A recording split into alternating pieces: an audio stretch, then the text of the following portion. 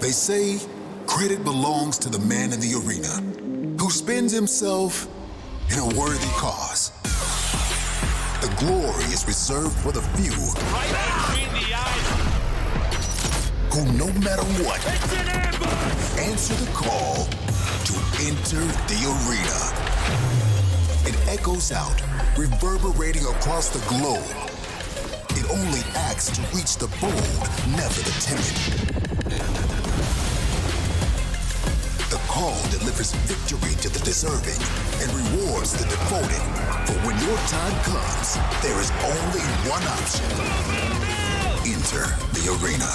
No. Fight for the call.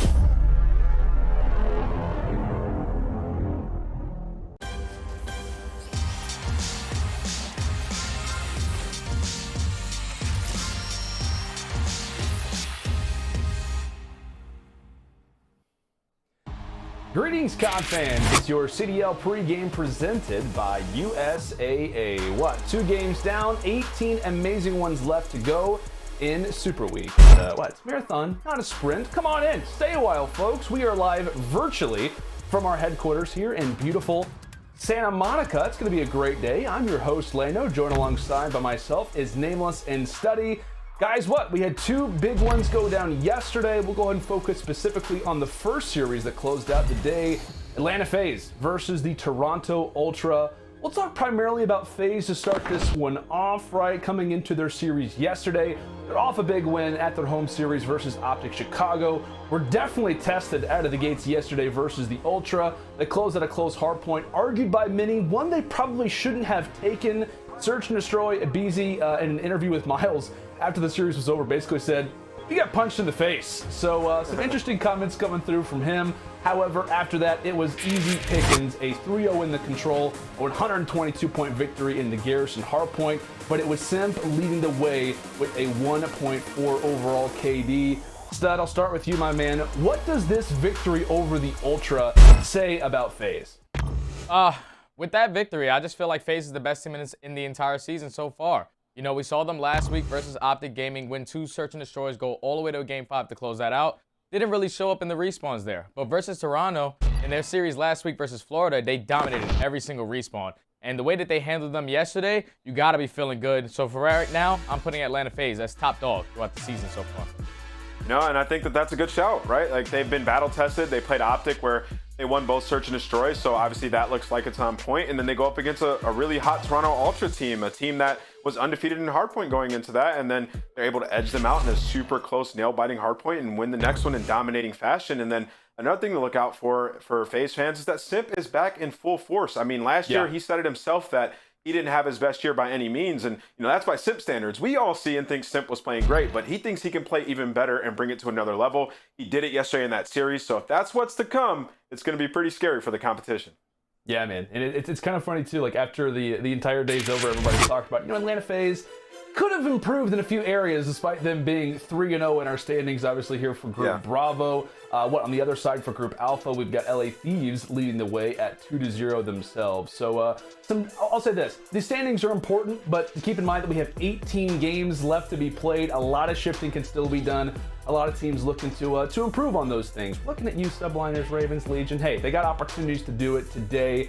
And when we talk about records, right, not everybody has as clean of a record as in Atlanta, but boy, did Minnesota really show us something at the Atlanta home series, taking down the defending champions Dallas Empire into Game 5. Røkkr today, obviously, a big series versus the Seattle Surge.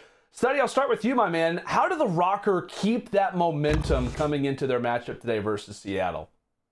Oh, well, if you're the Røkkr, you got to be feeling really good beating the defending champs of the 2020 season in the Dallas Empire. They completely dominated them in the Search and Destroy, so that's their main game mode. They need to make sure they keep that as the bread and butter. Now, the only thing is, when we're talking about the hard points, going into their next series, they have to come out and win that hard point, especially that map number 1. We heard Attach in the very first interview that he had, he was literally saying that the first map is all the momentum going into that map too.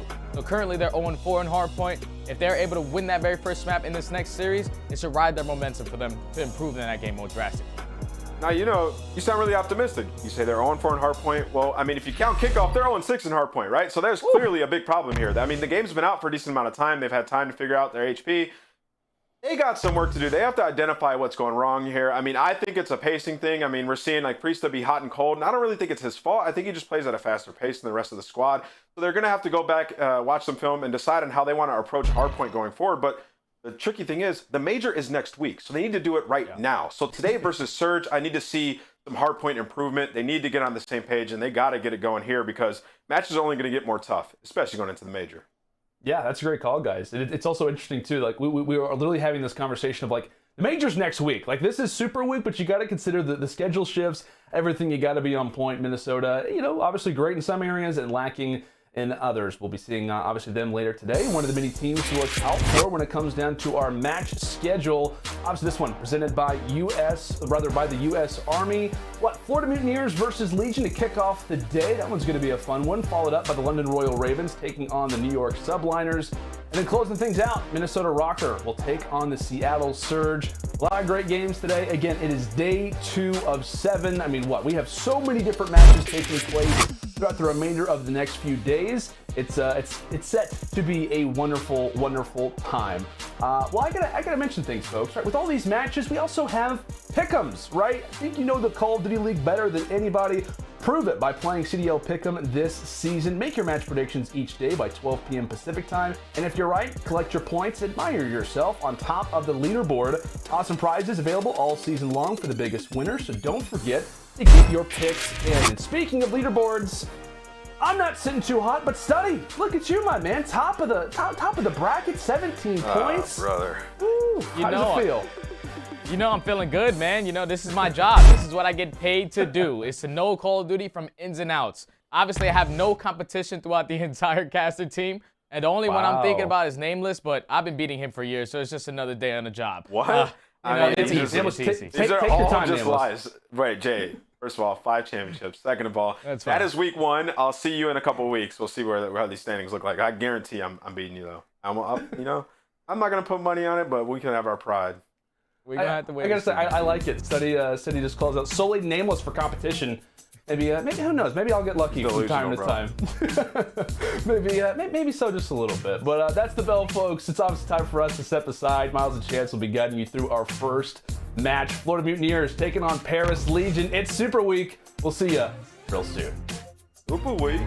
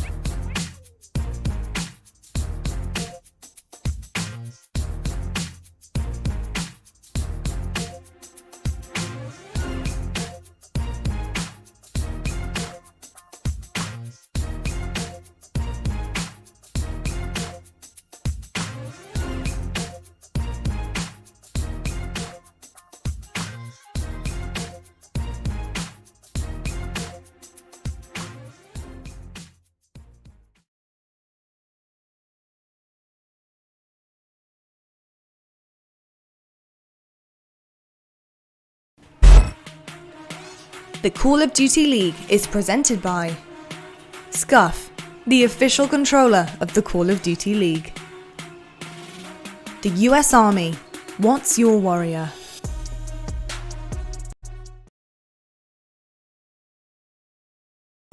Ladies and gentlemen, welcome back. Super Week keeps on rolling. It's here, it's Tuesday, it's a great time to be alive. It's Paris Legion versus the Florida Mutineers, and myself and Chance were still here in Santa Monica. The pair of us, we both slept in the studio overnight. It was a little cold, but we used each other for warmth. I'm Miles Ross, he's Chance, and we're ready to rock and roll in this one. Mate, how you doing? I'm doing great, nice and warm. I think the night we spent together was just wonderful. And if nothing else, I am more prepared for today than I've been prepared for anything else in my entire life, Miles. That is, I'm not even gonna delve deeper into that one, mate. But I'm ready to roll into what will be a very fun day of Call of Duty. Ladies and gentlemen, without any further ado, let's just get right into this one. Let's jump straight into the deep end. Let's meet the Florida Mutineers.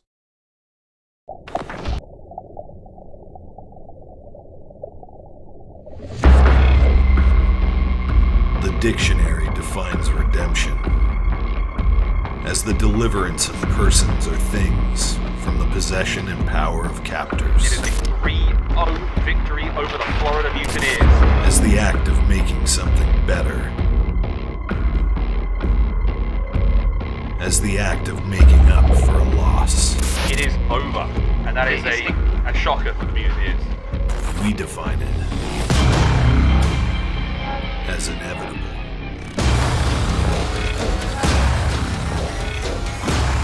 You can count our KD. You can count our headshots. You can count our hill time. What you can't do is count us out.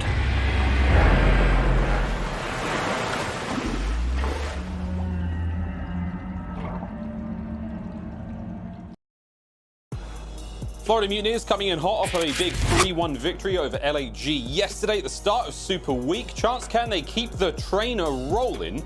Awakening Skies slacked to Neptune. There's a lot of promise here, a lot of hope for this squad. And again, I think they still have a lot to lose. I think they've still got their top 4 status on the line. And I think a very formidable opponent in the form of the Paris Legion, did give them a bit of a test.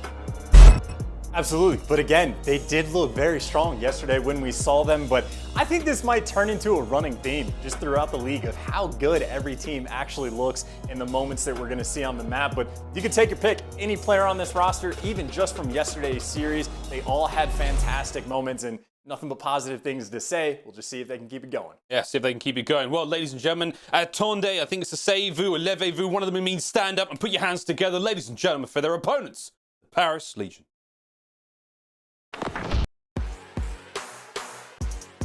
Wonderful start here for Paris Legion. Paris Legion just about pushed that player off the hard point. Just can they clutch up and go big? Classic just being aggressive in the plane. Fire's got to get on the bomb, and he will. He finds the kill. Unbelievable stuff. Awkward from the back end, able to pick up 3 along the way. Paris Legions. What a round. Paris Legion, once again, brand new look for this roster coming into the 2021 season. Aqua Classic, Fire, and Scraps. I don't know why it's the skies there, my brain is all over the place. But a very interesting team. Again, Matty Marshall on the far right-hand side of your screen, separated from his twin, Waskin, and again, Fire, a brand new player here in the league. But Classic and Aqua have been around for quite some time. Chance, again, championships under their belt, you name it. Trying to get, their other teammates onto the championship board, I think. And then you really need to get the ball rolling as well for the team because we see the potential that the roster has. Look at a player like Scraps, and we've seen him at times just a ton of second place finishes he has gotten throughout the years. And when he is on teams that are getting that close, he has been disgusting on a personal level. Guys like Fire, we know have all the talent in the world. It's just about putting that forth and making sure you show that at the level of the CDL when you're going against the best players in the world. Best players in the world, indeed. That's why we're doing it. But again, for Paris Legion, last season wasn't exactly a walk in the park for them. They had some nice turnarounds then. But now, a chance to rebuild anew. Let's see these game fuel keys to victory chance for the Paris Legion. And the first bloods in my mind are going to be key because specifically for Paris, their search and destroy has not been great. I think they're 1-4 overall, and that's only if you include the kickoff classic, which again, effectively just a scrim. So the SD has been great. Compared to the Mutineers, their first bloods have been on point, so they got to make sure that they are getting those entry kills at the start of the rounds. They are going to struggle. And then we're actually going to see a different map on control from the side of Florida Mutineers. The pick and bans, I think, for Paris doing pretty well because we've yet to see Florida play anything other than Gary control. I believe we're going to raid. So I like what Paris has brought to the table, at least at the pick and ban. Gary again getting some bans done. Now a game fuel keys to victory. Now a chance for the Florida Mutineers. And again, just to keep on the First Blood theme, Awakening has been just a force behind that. A ton of his work has been on Miami, but right now leads the league in S&D KD by quite a comfortable margin. Admittedly, very early on, not a ton of maps under his belt, but either way, every single time he's played Search, the man has been a menace on the map. I don't expect him to slow down, so you let that man just do his thing.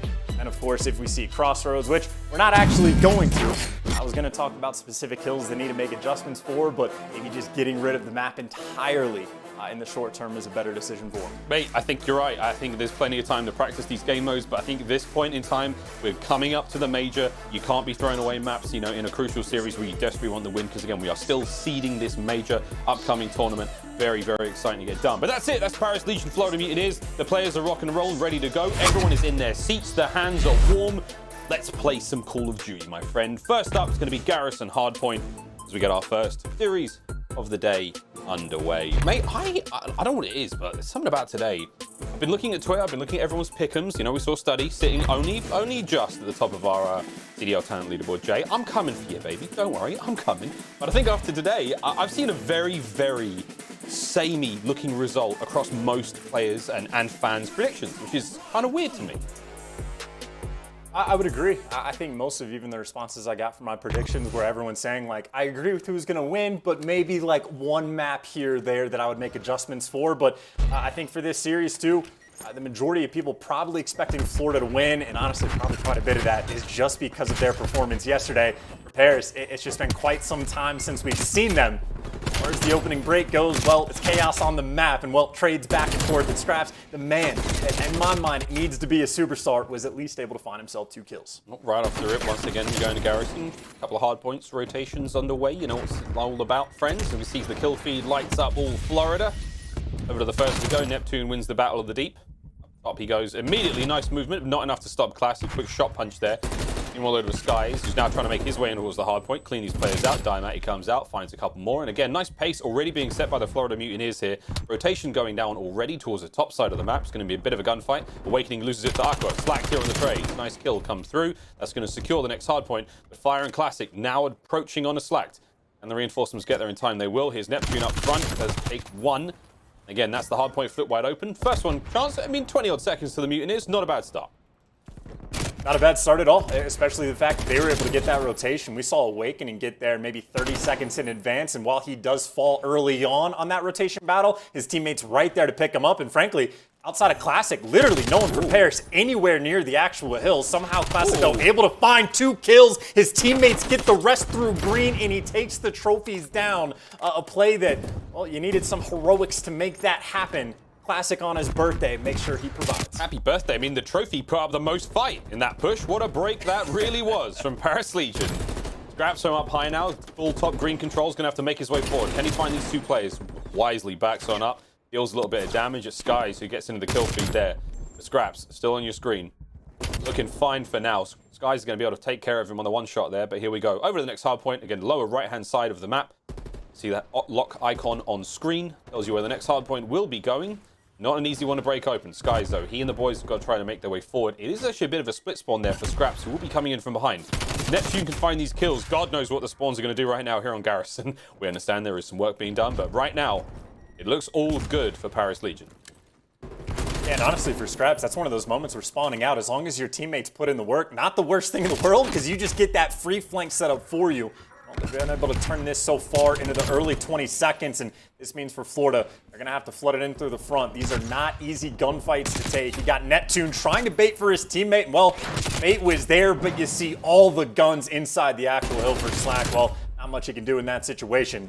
Final 20 seconds, all of which seeming like it's going to go towards Paris. And you see the setup now coming in from Florida. They're just trying to set up the trap. You got a player top green, you got a player on the catwalk, and you're trying to make sure these players never escape from vents. That's why all the nades are landing around Classic, but to his credit, he's gotten through, he's gotten live, and more importantly, he's got top green control. He's in. I mean, if you can find a kill here, this is great. Takes care of Slack. Aqua's there to pick up the pieces, and this is another very, very sneaky clean break with Classic at the helm. Next hard point is up. Time ticking away already for Paris Legion with a slight lead now. They can grow this if they can hold on to the push, but here comes from Caution. Fire's going to be the first one to go down. Over to Aqua now. Just trying to bait out where these players are coming from. There's one just to his immediate left. This could be a very good time push, but the shots are there. Aqua finds the first, immediately cut down from behind. Scraps from up high, finds a couple of shots of his own with 35 now remaining on the hard point. And I will say, Matty Marshall, doing what he can to stay alive. The information's there. He's still trying to hold top green, still trying to maintain this power position. He could, in theory, poke those players out of the hard point. He knows that Florida, they're all over him like a rash right now, and he is pinned. 20 seconds remaining, and it looks like Florida, they could possibly take it all. Say it's a tough spot for Scraps to be in, but at the same time, this is a lot of free time on the actual hard point that they've just given away. Makes the move in the final couple seconds. You see he had the help from his teammate Classic, so took his time to set it up, but hey, strip 10 seconds away from your opponent, not too shabby, and of course, well, you see the rotation. Paris set up nice and cozy for New. Scraps, of course, sort of that front man for the team. He gets to be that roaming slayer. Able to pick up one more before he falls. And well, now Florida actually just spawning the back, and they're going to have top green control. So for Florida, well, at least positionally, they're going to be in a pretty good spot. Slack trying to stay alive in the hard point, can only find one, and well, a bit of a messy hill so far in the first 20 seconds. Yep, Florida just now starting to nip at the heels of Paris Legion, who are trying to walk away with this one. It'd be great now to go for an Astro Gaming listen in with the Florida Mutineers.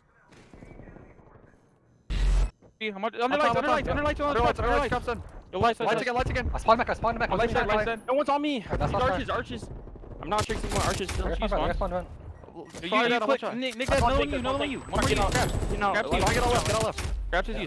I hard flash someone new. Yo, come get time. I'm pushing left. I need to get stairs. I'm green to help you. Take your time, mate, guys. I flash, man, just in case. What's your side? Top right side. Close trigger. What's your peek? I'm going green with you. Top floating dead. Nice, dude. Good shit. Nice. There's another one. They're right side mid. You can pinch. About to jump down mid. I'm about to go too. He's top caution. I'm getting down. Get down on top. Contest. Look over mid. Jumped over. Yo, you, Scraps. Okay, I hit him once. In caution. He was not shot. You in caution. He could have been. You one shot Scraps. Nice, I'm getting your Scraps, one shot you. I'm holding our side. I backed up mid. He's hard flash. Yo, they're mid door. Weak on the right side. Hop up. He's behind the wall. They're still Aqua dead. Another one classic. Gil's classic. Big middle. Classic. Green. Dashy jumped off. He went middle. On me. Yeah, rails, top. One shot on you. One shot on you. I killed him off. Under caution. He went top high. Top caution. When he help. Gil's top high. I'm not peeking. I tried to do I flash him hard. Help him on time. I can look your mid. I hit mid. I'm watching your cross. I need him. He's hurt, Cassips. I just slide again. Røkkr, go news. We need to go now. I'm going down. Yo, you. Nice, good shit. I have one streak. I'm rotating to new. Yeah, Røkkr. There's your Astro Gaming listening there with Florida Mutineers. Chance, any major takeaways? I mean, I thought everyone sounded pretty cool.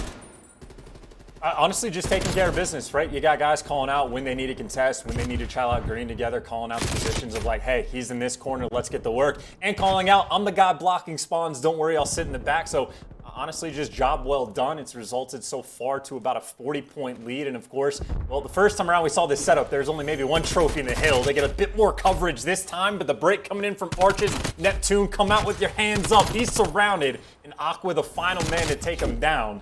Eventually, the trades do come through. Another messy P2 with Hill, in all honesty. Looks like Paris maybe the advantage just through the fact that they get the rotation, but not able to get inside the actual hill. That's so hard to break it right now. A couple of kills going the way of Paris, so those 2 kills are going to give them some opening, but Skies, once again, from the back line, big wins. Aqua can't quite get the second. It's going to be slacked. Who does pick up the trade eventually, but man, it is a scrappy, very difficult hill. Final 10, easily going the way of the Florida Mutineers. Spawns already for Paris Legion. They've got the right-hand side of the map locked down tight. Couple players now making their way forward. A big pick there from Skies. Takes care of Classic atop a floating tank. Aqua there and Scraps. Last players left now for the time being until the spawns come through. And it's about getting in a position as quick as possible. And up over the rails, here we go. Neptune's going to lead the charge. Classic now watching the back line. Awakening watching the left-hand side. Streaks for Sklack. He's actually going to try to soften these players up with the artillery strike. Gets them off the point. However, Aqua floods in through pipes and finds himself too. So the streaks may have just backfired somewhat there on the Florida Mutineers. Skies gets on the point, but he's immediately extinguished there by fire. With that, you've still got Paris in control. All things considered, Chance, they handled that push brilliantly. And honestly, it might have only been 2 kills, but massive wins from Aqua as well. If he doesn't pick those kills up through Event Room, well, the hill is at least going to be sloppy. You got Florida players that would have been on the head glitches keeping you at bay. Instead, of course, they're able to get a decent chunk of time, burn a streak. Like, you're feeling pretty good about that one. Still, though, down by about 25 points. Final 8 seconds on this hill. Now, Paris did it perfectly last time. They got through vents and flipped the spawns in the final seconds. It's like the spawn flips aren't going to come through. The question is, can they get out and try to get this green control? Well, Neptune just going to He tosses life away. Scraps will take that easy kill. And you see just the patience. They're coming through. That's the 4th down. Perfectly done by Paris. You get Scraps out of vents. He can now play around this rail side of things. And of course, his teammates inside the hill. Another strong rotation from Paris. Yeah, looking great. Scraps is going to hold this line down. Neptune catches that one right between the teeth. Awakening's going to be up next. Can Scraps continue this spree? No. 5 in the end before he goes down. Lovely bit of work. Awakening now trying to make his way forward. Slack's going to come over the top. Can they close out fire? They will. Get the players off the point for now. But that kill helps slow things down. Classic. He can keep Neptune pinned. We can see, actually, there it is. Paris, they're back on the hard point. They have opportunity to take the lead now. But Neptune still sliding around mid, proving to be very difficult to kill. Scraps gets it done. Over to Awakening now on the backside of the map. And what we're trying to do right now, Chance, we're trying to set up for the next one. Here it is. Sky's on point. Kills keep coming through at this point in time for Paris with a slight lead for now. It's just about 11 points and still climbing. But all things considered, mate, I mean, Paris are keeping themselves well and truly in this despite the great rotations we're seeing from Florida. I mean, really, from what it seems, is the first and second hill have just been all Florida. The next two have been pretty much all Paris. And maybe the battle will be decided on this hill alone. Neptune on the flank, able to find 2 pretty big kills. It looks like the spawns, well, Paris still sort of in the back. Not quite the back left, but it will be a little bit closer. Not an easy hill to get a ton of time, though. Aqua, once you get that lights control, it makes your job a little bit easier. See, they're able to get at least a few more seconds to their way. It's a 20-point lead. Going all right. We crack over the 200-point mark now. Can Slag get in there and try to pull the plug and stop the clock? As the kills come through, not quite enough to get done. Awakening goes down to Classic again. So once again, Paris, they are finding the kills here on point. Here comes that 200-point mark. Big work from Paris. Neptune's there in the final few moments, but that's it. Next 10. We are going to see one more hard point. Awakening, doing what we can to now lock down this position. But I will say, I mean, the rotations have been good from Florida. But the breaks from Paris have been so good. Awakening is going to have to now stem the tide and watch the push now from Paris as they make their way forward. Skies are going to have the point there. They just dive on that in just a moment. But look at the push now from top green. It's going to be Scraps and Code now making their way through that position. Catwalk's going to be wide open. Scraps, great awareness to cut these players out as they push back in towards the hard point. And no one's there for time chance. No one's on this for this moment in time. And everyone is just trying to now push around, teeth around these positions, keep playing these games of footsies before someone can get a solid shot. No scrap to be had. And this is delicate balance, too. You see Aqua's job right now. He's just trying to make sure he keeps green control because they're already planning for that rotation well in advance. Of course, Florida, well, make sure they get back in this game. So at least going to be trying to contesting for these final 20 seconds. And Aqua, keep in mind, remains uncontested over towards New. He's posted up on a head glitch. So you got to imagine Paris favored on the rotation, at least early on, as long as they don't fail on these kills. Of course, to Florida's credit, well, they get all of the scrap time to make this game nice and tight for the rotation battle, but the gunfight's getting ready to flow. Yeah, Scraps once again, good timing in from behind, finds the first, up and about, he goes, Slacked almost goes down there, but great shots to take care of him. Hard point number 2 now in the third set of rotations. We're going the distance here, mate. There is 20 seconds on the game clock. We could well see that run out. Again, if you can test, the game clock will continue to run. Sky's in bricks now, trying to watch these players coming through the flank. Awakening towards the front side. Scraps going to get caught napping there. Aqua's up next, but he's going to get a big kill there. On to Skies. Now Neptune from behind. Another nice set of kills. Aqua once again. Another huge 1v1 to be won there. Now, the push towards the hard point. 3 players lining up through bricks, making their way through alleyway. Aqua finds the first. Slack now on the outside of the map. A couple more seconds. You're dead, man. There it is. Aqua once again with the kills. No one quite on point yet, Chance. We're going to go back to another set. Game clock has now been stopped. They're trying to run the clock down. This is a big play from Paris. They're staying off this on purpose in order to run the game clock down. They do have rotations for now. This is a bold play from Paris. If Skies can get a contest, this changes everything. There we go. We see the players now from Paris on it. They're tied up in the score. This could be a huge move, though. If no one can get there, if they stay off the point, this could be a win for Paris Legion. You have to keep them off it, and there it is. Paris playing a very, very dangerous game there, Chance. I'm honestly surprised. That is a job well done, and honestly, that kind of situation, you have to go back to the drawing boards and figure out every single second that is either contested or not on the hill could have been dire right there for Florida. But either way, at least for the final few moments, just job well done by Paris. There was 10 seconds left on the clock, and they were making sure don't flood out, just keep this green control, do not get inside the hill. I think one of the only games this far this entire season that has come down to the game clock. But either way, Paris read the situation perfectly. Again, it was all about that P3 and P4 hill for them. That is where they got that win. That was a scary play to be made. I mean, especially towards the end there, as we were going over towards that third hard point, going over towards generators. There was one member of the Florida Mutineers who was in that back garage spawn. if that Paris player doesn't manage to keep that position safe, if that player dies and that single member of the Mutineers gets on point for like 2 seconds, because there was scrap time being stolen as well there, if they manage to level the score or even take the lead, that whole play from Paris becomes incredibly, incredibly dangerous. But that just about paid off, man. I mean, I like it. It was a very, very bold play. I mean, they won by 2 seconds at the end. Unbelievably close, though. But again, nice to see a bit of strategy coming out here that it certainly isn't the norm here in the COD League, but a win's a win. There's your stats, friends. I mean, big plays all around. We saw some huge individual gunfights from Aqua. Scraps had some nice timing all around the board. Fire and Classic as well. I mean, Paris looked good, mate. There's no doubt about it whatsoever. Before I let my good friend here speak, we're going to go to a break. We've got a lot of games to get through this Super Week, friends. So we are going to dive now very, very quickly into a quick commercial break. Search and Destroy coming up next. More Call of Duty League action coming your way. Who knows? We may see more game clocks run out later on throughout Super Week. Anything can happen here in the COD League. One thing's for certain, we'll be right back.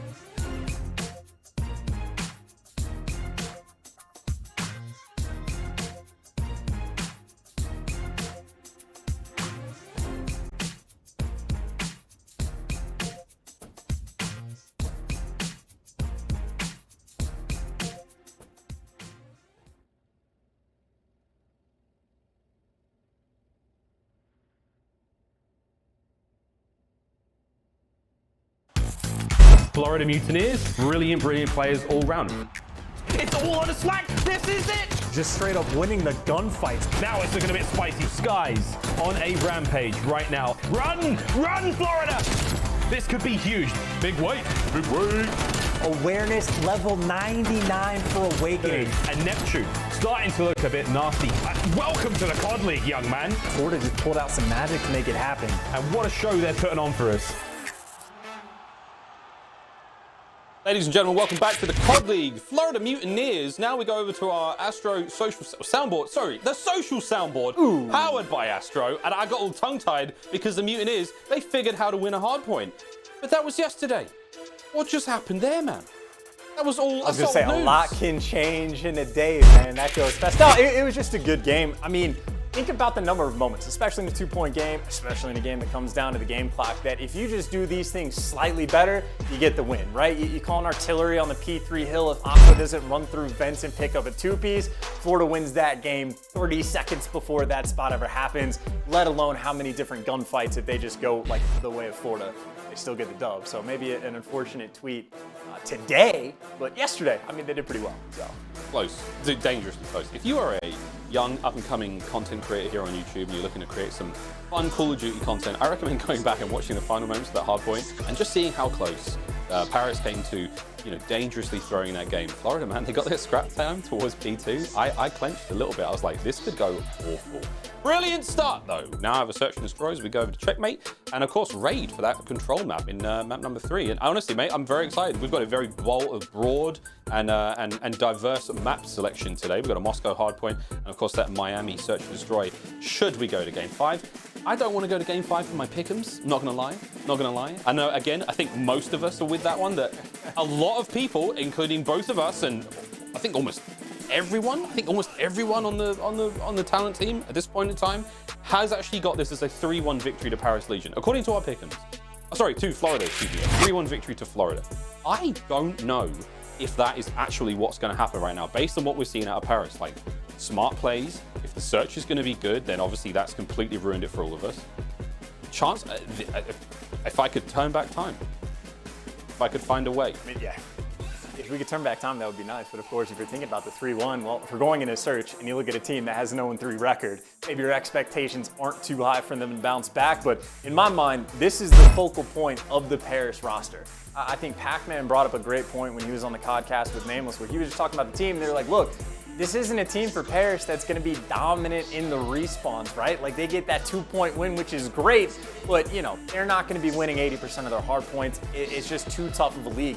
So they got to make sure they're not going to be a team that is 0-3 in search, especially this early in the year. We've seen some of the teams that we're expecting to be a little bit better in the league that are still learning timings in search and destroy, that have grinded it out a little bit, but not to the same degree as a respawn. You can't afford to be behind. Like, this would be the only time Paris could get like a real solidified advantage in search and make sure they put the work in. So obviously the 0-3 work, not the best right now, but I'm hoping in the past week and a half that they've really taken their time to try to dial this search and destroy in, because we've seen players like Aqua be completely godlike in the game mode. If we can get that version of him, if this Paris team starts looking good in search, that's when they became a force to be reckoned with. Social soundboard powered by Astro's back, and the Mutineers have already tweeted. Mutineers are losing map 1. Name a more iconic duo. Oh boy. Well, you know what? I think everyone's going to agree here that the tweets have been on point since the inception of the Call of Duty League. Like, as soon as COVID hit, everyone's social game went through the roof. And Florida, I think, are a fan favorite when it comes to quality memes and wholesome content. But we do have a tiny delay here, friends. The lobby froze, or there's a gremlin somewhere, or maybe Scraps didn't join the lobby. He accepted an invite to a different party, and now he's actually searching prop hunt with like 5 people he doesn't know. I don't know. There's, truth be told, though, there is a slight issue with the lobby. We've got it up on the other screen, and we're going to get into this game as soon as we possibly can. Thank you, everyone who's been tweeting us their pick'ems. It's really interesting to see, again, quite a very samey selection. I wonder if you're all kicking yourselves now, like I feel like I am, because, honestly, Paris have come out looking a lot hotter than I thought we would expect. But this is to be expected, man. I mean, this is the 2021 season. Last year was definitely the thing of the past, but chance, I mean, a lot of the squads so far, I mean, Seattle look a lot better than they did last year. LA Thieves have already got more points than OG LA had by May. So, I mean, it is like a total transformation of the league in itself. I mean, we have been saying for years that this year is the most competitive year Call of Duty like that we've ever had. And that has been true for at least the past 3 or 4 years. This year, 2021, no exception, especially the fact that we kept the same number of teams, reduced the player count, like took 1 player off of every single roster. I mean, that's a guarantee, effectively, to make it more competitive. I don't know why we would expect anything less. That's why all of these hot takes that I'm seeing, it's just so tough to get things right, because, again, you could come out one day, look fantastic against Guerrillas, then the next day, get beat by Paris. You never know what's going to happen. Of course, though, if you are Florida, maybe not too scared right now, because I think that's exactly how their series went yesterday. Lose map 1, win the next 3. Well, here's Paris' stage 1 schedule so far. Of course, they took a 3-0 loss to OpTic Chicago in the start there, and the LA Guerrillas was a 3-2. Today, the Florida Mutineers, who knows? When you look at the scores there, they seem to only be getting better. Obviously, Feb 26th to 27th is going to be Ultra and FaZe, 2 very difficult opponents by the looks of things. But for Legion, this is incredible practice. Again, a squad that I think a lot of folks had written off. A wonderful opportunity for them to now try to turn this around. The same could be said for Florida as well. Again, today's game against Paris. After this, it's going to be FaZe, and of course, the last match of the of Super Week is going to be against OpTic. So OpTic versus Florida, that should be really fun. Again, when I think back to like the Chicago Huntsmen versus the Florida Mutineers, they were the boogeymen. There was a serious issue in Chicago trying to defeat them. So who knows? Will that be the case this year? We'll find out. Feb 28th. But now we're ready to go into Checkmate Search and Destroy. Map number 2 is finally underway. The lobbies are all good. Everyone is ready to go. Chance, let's get it. Down, ready. Checkmate, not a bad map. Again, I think just making sure Miami at least wasn't the front runner to have to deal with Florida in. You try to get your footing for Paris and try to get the ball rolling, because again, learned anything yesterday from Florida, they are happy to win 3 maps in a row after losing that first hard point. So this is not a team that I believe can afford to slow down at all. And well, at least on offense, they're 2 stacking and playing with the bomb, and maybe the 3rd fire underneath and nearby. Of course, the ARs though for Florida. Careful on the beak, but Classic has made it to sight. Classic just dodged 2 Semtex, point blank, finds the kill on a Neptune. He's got just keep going, keep getting kills. Just keep getting kills. Great start. Nice trades either way, but you're still going to have Paris with the advantage for now. And now it falls all The big way. Who now is in a 1 versus 3. And Paris with the round. Paris with the round. And that's a very quick one for them to get. Big Wake not able to do really anything in Classic. I mean, he basically just like crawled his way to the bomb site and got in there for free. I mean, you see the idea. It's round 1. It's pretty early in the round. No one is going to have trophies, so you trust yourself to be able to nade them out. But Classic just able to hop on by to the site, and that is like a perfect round 1 strat, in all honesty. If they're not going to be watching the lane, you might as well take advantage. And maybe something we haven't talked about a ton, but round 1 strats, and this could be true for Control as well, when the trophies aren't going to be available right in the first, 30, 45 seconds, the plays are going to be different that you can make. Sorry, back to the plane we go. Mutiny is now making the way forward with that bomb. Awakening, chilling out over on the right-hand side of the map. Difficult position of aBeZy is to watch those players not only coming out of the Tetris area right in front of you, but also underneath the plane as well. That dip is going to give them an opportunity now for Legion to make their way forward, but they've actually just gone for the tickle. Now they're going to stay where they are. Fire's going to find that first blood. Well played, though. Slack now making his way forward as well. This is an aggressive push. Slack's going to lead the charge. And nice trades. Gets us back to 3v3. Just under 50 seconds on the clock. Fire's going to hold this lane down, not let anyone go. He's putting that great big concrete... Oh, sorry, that sort of iron pillar in between him and Skies. Again, just playing for angles right now. Awakening, the last player left alive. Paris Legion with a wonderful patience to really keep this round in their control. Awakening now. Can he get it done? A 1 versus 3. Remaining 2 members now, making their way towards that bomb. Scraps is going to be the one to first take the eager gunfight. Awakening's making it a 1v1 now. Scraps, pull your socks up. Don't let Big Wake get it done. 15 seconds left.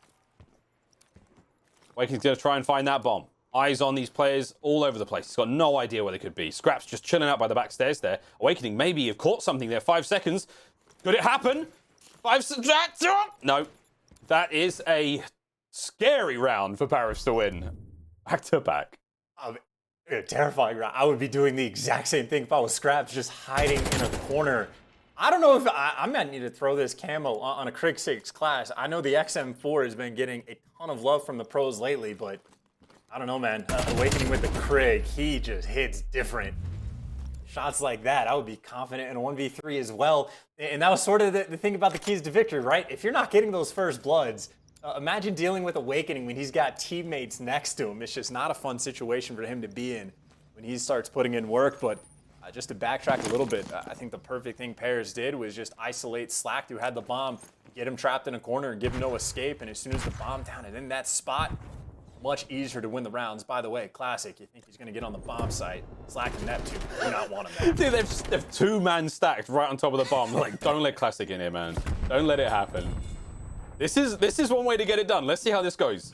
Scraps and Classic. Round the corner we go. Immediate trades. Good stuff. Fire just there in case they needed the help. But at this point in time, 3v3 once again. Slack he's holding it. He's holding the line, man. He's not going to let them hit that bomb site. The bomb did go down there in the middle. Scraps with his silent recovery.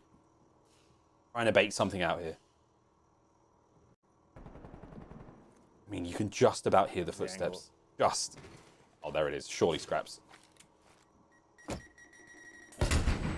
This is so tense, Chance. This is so tense. Slack, he can't see the gun. If he comes out of ADS, he can see the gun. Scraps has just got away with murder.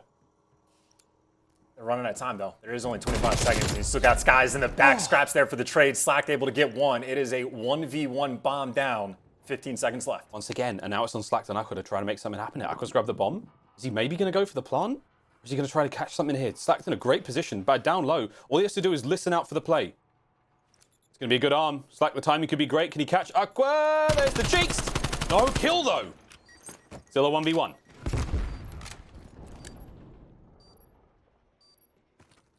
Here we go. Back into the bomb site.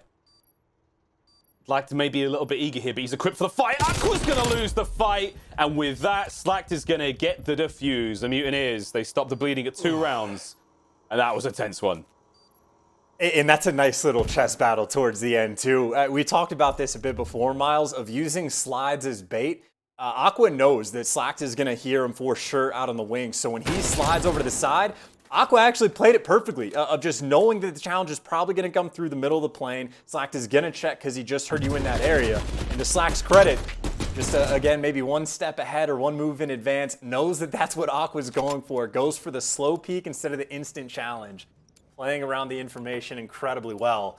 And that's a big one-on-one for him to get, too, because once you start shooting Aqua in the back when he's planting the bomb, you expect it to be free. Making sure to lock it down is always a nice little sigh of relief. Or if he's out either side, Awakening with a nice tag. Slack super aggressive, man. I thought it might have worked out if the teammates weren't there to back him up, but good hold from Paris. Not to let that super aggressive play get away from them. Whoa, Neptune dodges those shots from fire there. Just the tip of his head. Awakening those. Managing to get involved. Nice two-piece from him. My word. He's looking dangerous. The reason why he's the top KD in Search and Destroy in the league so far. He's only going to keep growing from here. Scraps does manage to win one on the inside of the plane, and with that, we're going to try to make this a little bit more interesting. 2v2 Awakening. That's 3 out of 4. That's 3 out of 4. There's one player left now. It's on Scraps. And he holds the line, slips out. The damage is already done. Florida with another great round. And dude, this is, if I was making play calls, this is exactly what I think I would be trying to do as Florida. Just figure out what the players are and be like, hey, Awakening, just go kill them. Just find them. They knew Fire was in the back earlier. Like after Slack passes through, they know one was like right side Tetris. And just find all these players, let him come in and clean up the kills because like he doesn't miss, man. The Crimsix in his hands is just a force to be reckoned with. I'd be interested too to see if like more people start trying this out for Search. Or just like running a Krig and killing everyone? This is one of those things, like, the XM4 is great for every situation just about. The Crimsix beats it a little bit at range, but like, if you know you're on Tetris Heady and you're gonna be challenged by a Krig, that might be the gun you need, and again, First Blood at his disposal. He has a ridiculous percentage in that regard, and well slacked up top on the bomb. Those Classic is nearby. Scrap's at least able to get the trade, but still a 3v2 in favor of Florida. Very difficult situation to be in. 55 seconds remaining here in the round. And Awakening find any more. Neptune's going to get it. And man, Florida, they're just unstoppable right now. It's individual gunfights, man. You cannot seem to beat them. The trades are the only way we're seeing Paris find real damage in this round. And also, again, just the First Bloods being a factor. Awakening coming in today, he had like 37% First Bloods in all of the rounds that he played. So it's not just his teammates he's competing for that percentage, but also the team he's playing against. So almost, I mean, not quite half, but 37% is just ridiculous for one man to be throwing up those kind of numbers.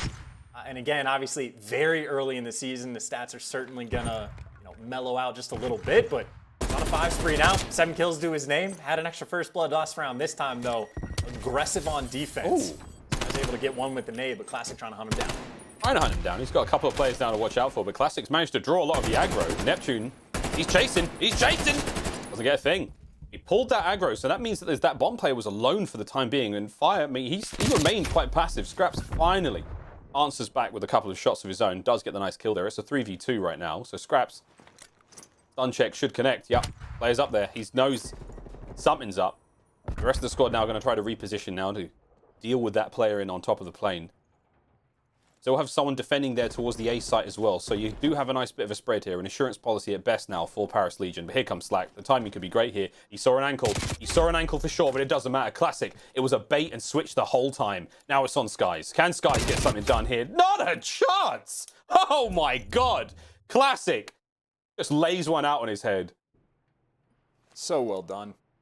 And this is the Krig, by the way, right? Yeah, okay, so maybe the instant mix-up and pick the Krig. I don't know if he got it off the ground because he swaps to the 74U, but either way, what we saw off the rip from Paris on defense, hyper-aggressive through A Street. Like, Skies was able to trade out one player, and I think Classic was the next one. He ran all the way back towards P2, back to his yellow crate, and then 30 seconds later, repositions, works up the A Street once again, has the perfect angle to take these players down on B-bomb, and basically just Classic working the map. Only 5 kills to his name, but 2 big ones in that final round. And Scraps, by the way, just sort of quietly in the wings. 9 kills right now. Good work. Yeah, he's showing us all how it's done. You're on checkmate. Krigs are out. Nice tags on a Neptune there. He could not keep up damage-wise in that fight. 2 HP for Neptune. That man is dead, surely. A spectral figure walking around this German aircraft hangar. As Awakening is now trying to continue to find those kills. Classic takes an early dip out of this round, and with that, Fire is essentially alone in the top lane position here. Do have to recover the bomb, which is just below him, but map control pretty solid right now. Røkkr wins a nice big one there. The Krieg coming through. Manages to take care of Awakening for now, as you can breathe a sigh of relief. Slacked once again on that B-bomb site. In the corner, tucked away, trophy system, you name it. I mean, he's got a hot cup of cocoa and his slippers on. He is very, very comfortable right now. Final 30 seconds chance. This is a very tense 3v3. Do have bomb in hand, but keep in mind, if they're even trying to go to this B site, which it doesn't look like that's going to be the case, they're going to make a lot of noise on the way. Aqua with the laser vision, able to take down one. But even still, you try to plan on A, I think it would be up to, what, Neptune to maybe wrap back and try to get these players off site. Looks like neither player going to be there. The nade might give them the information. The bomb going down certainly tells them it's a 2v3 retake at A, and Slacked right around the corner. Oh my god. Oh, he just wins it. Only just. 2v1 situation right now. Slack does have himself an alternate weapon, so with the Krieg, he's got a little bit more help here in these long-range fights. 25 on the clock. No problem whatsoever. Paris Legion with the tactical retreat. Open up the A Street. Gun him down. 4-3. And nice job by Aqua with that round as well. Obviously, towards the end, making sure you get the final kills is important, but they were a man down. They got first blooded. He was able to take Awakening down from up top the crate, and he just put himself in a sweet spot. And the X-ray vision shooting the player through the wall to open up the map a little bit. It is not easy to get down the bomb at A, ever, really, in any situation, but once you clear out NASA, it makes you a little bit easier on their rotation, so nice couple bounce back rounds for Paris. On defense, again, just going for somewhat of the standard. Nice little map spread. NASA, of course, being that connector. The other sort of tube. Tube? Tube, I think a lot of players call it. But it's cylinder? Yeah, cylinder. It's blue and it's white and it's right there. Grabs on the little bit of a shuffle around the map. Classic. Whoa, great information. Hey! A lot of shots and somehow Slack manages to catch the kill just before he escapes. That's a nice first blood. Classic had wind of something. Slack on the reposition now. They're going to take top lane control. This guy's job is basically to make sure that no one can get themselves in a position where they can poke out those players who are hitting the B-bomb site. Because again, that nice open wing. There it is. Aqua's in position. All he has to do is wait. He can find the damage here. 1, 2. Oh, big tags. Not enough to get the kill. Neptune, hungry for it. Challenges that one. And Aqua, very, very low HP there. This guy's now on the flank. Could be catching the player out. Now the B-bomb site's open. You could go for the plant now, and there it is immediately. Good timing. Guy's now on the hunt, looking for a few more, but scraps. The hunter becomes the hunted. With that, Florida, they tie things up 4-4. And honestly, just a really nice angle from Skies. I'm pretty sure we saw him on the back steps on the top of like the rail, and you just see him go for that little jump, and he saw Classic cross in. And I think that's why like Slack knew, like you can stand near the bomb briefly, but you can never go for that plant because the A Street push is open. That is where Classic won them the round. Well, honestly, just 2 rounds ago, so Florida just played around that information perfectly. Got Neptune that forced him to weak, and then Skies goes hunting, but again, just a nice little trap being set by Florida.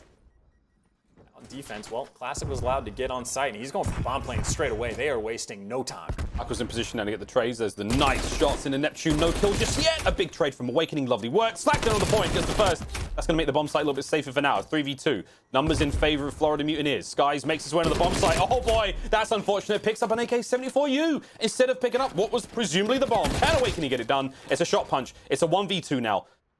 Fire. Makes it a 1v1. Awakening last player left alive. 20 seconds to get the bomb defuse. And Fire is going to do everything he can to make his way forward. Awakening has a lot of guessing work to do right now. Waiting for an audio cue. Waiting for some noise. 10 seconds now on the bomb. Fire up from up high. The shots are in. He does live. And it's all going to be good. Making a run for it. And with that, bomb will detonate. Nice round for Paris. Map point. I would be very curious as to what Fire's settings are for his audio. Because Awakening does this all the time. He'll sit there and YY, go for the weapon swaps. He's happy to sort of jump around. Now, he's not mantling on anything. He's not sliding, so he's not being super loud, but maybe he was making enough noise that Fire just knew down low. If he's not on bomb, I don't need to check it. And if it wasn't that, just a solid read. Not trying to mantle up on the plane and giving your position away. Big 1v1 for the kid. Puts his team up by just a round, and of course, just 1 round from closing it out. Paris, man, I mean, if they were winning these games, they would be super tight, but to be 2-0 up in the series, obviously the spot they want to be in. Scraps on defense, straight in towards B. It's a slow push from the Florida Mutineers, trying to catch a member of Paris out. Scraps with top bomb control. You've got that player on back Tetris. It's going to be Fire. Back left. Back right is going to be Aqua taking care of the A Street in the yellow container. Skies, once again, in that premium position to try to catch those players in the B bomb. Allows Neptune some coverage to make the approach. Now, this could be a well-timed attack. With Awakening getting that first blood, that certainly helps things out. Mind games in our foot. Who's going to make the first play? Damage already dealt. Aqua still has the coverage, Sky still has the coverage, so anyone who crosses over, oh, they're in trouble with Neptune. In and out he goes. Very, very dangerous. Gets that first kill with that. It's an open B bomb site. Aqua trades back. He finds the second. The bomb will go down. 2v2 situation. No, Skies goes down. Now it's all on a slack. And he may have just dipped out in a perfect timing. He could come in from behind. Make this a 1v1 potentially. Plenty of time to work with for now. Slow and steady is certainly going to win this race, and Aqua's not going to check his corners. He's not going to turn around, or is he? First. Classic. He's on the defuse. He's on the defuse. You gotta go, Slacked. You gotta go. Paris, get it done. He doesn't check the bomb. He thought he was elsewhere, and what a round. Paris once again clutching up when they need to. Checkmate. Search and destroy. Looking fantastic for them. And clutch big plays coming out many different rounds, even towards the end. I mean, we talk about first bloods being a theme. Awakening gets the first blood, doesn't make a difference because Aqua was the playmaker. That was the fastest I've ever seen a 4v3 turn into a 1v2. Just instantaneous, and again, credit to Slack. He was trying to make the smart play, but Classic, just more stones on him to hop that diffuse and feel confident for it to come through. But, I mean, honestly, credit to a ton of different players. I think, you had Scraps that had 12, 13 kills. He's dropping double digits. You got Aqua getting the clutch plays towards the end. You got Fire, who I think only got maybe 3 or 4 kills the entire map, but he got the 1v1 clutch he needed against Awakening. A team effort, everybody putting in work for Legion. Again, it might be close games, but they're up 2-0 in the series. They got to be feeling very happy right now. I think a great disturbance in the force there as thousands of voices all cried out in terror as their pick'ems were ruined. Florida Mutineers go down 2 in the series so far. Here are your stats, boys and girls. 1-7 for Scraps, 11-5. Big Wake, still impressive performances nonetheless. And you bring up Fire at 3 and 6. A lot of people are going to go, yeah, man, he only gets like 3 and 6. He didn't get a lot of damage, but the guy was watching the flank every single time. He wins those important rounds. Again, it is a teamwork. It's teamwork that makes the dream work. And we've got a US Army tactical play now coming up. Again, nothing but love there for Paris Legion. They played that Search and Destroy. Mwah! C'est bon, c'est magnifique. We love that. Here's your US Army tactical play.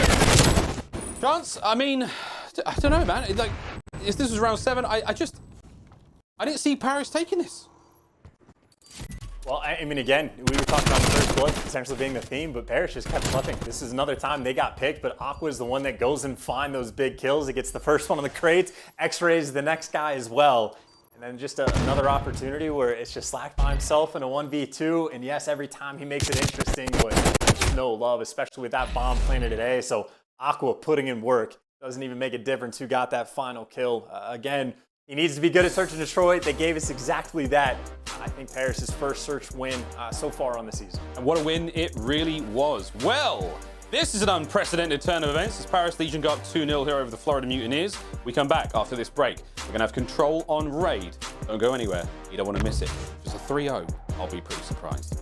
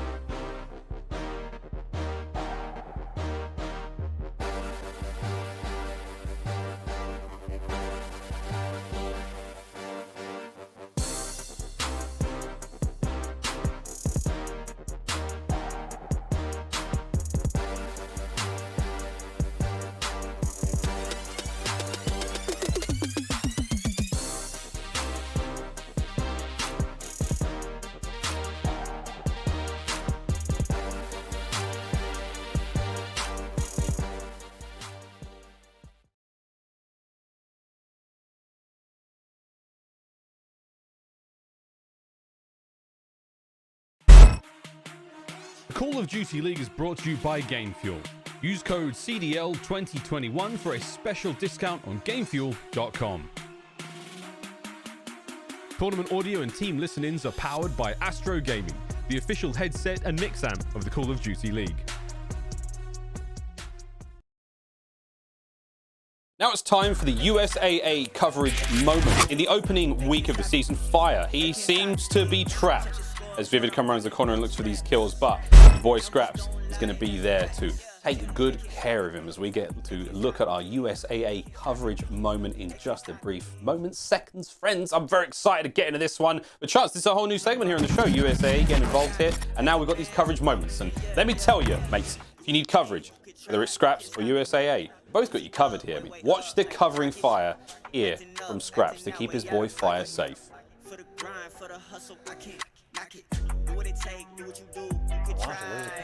Oh, Here you go, mate. Here you go. So on the flank in slow-mo as well. Oh, yeah. See the damage dealt there. Scraps has got him covered. The bait and the switch Fire is there to make sure that, you know, the bait was done. Vivid comes around the corner and, you know, he finds nothing but trouble. And that is what we like to see. Scraps, whether you want that coverage, baby, him and USAA, they got you covered.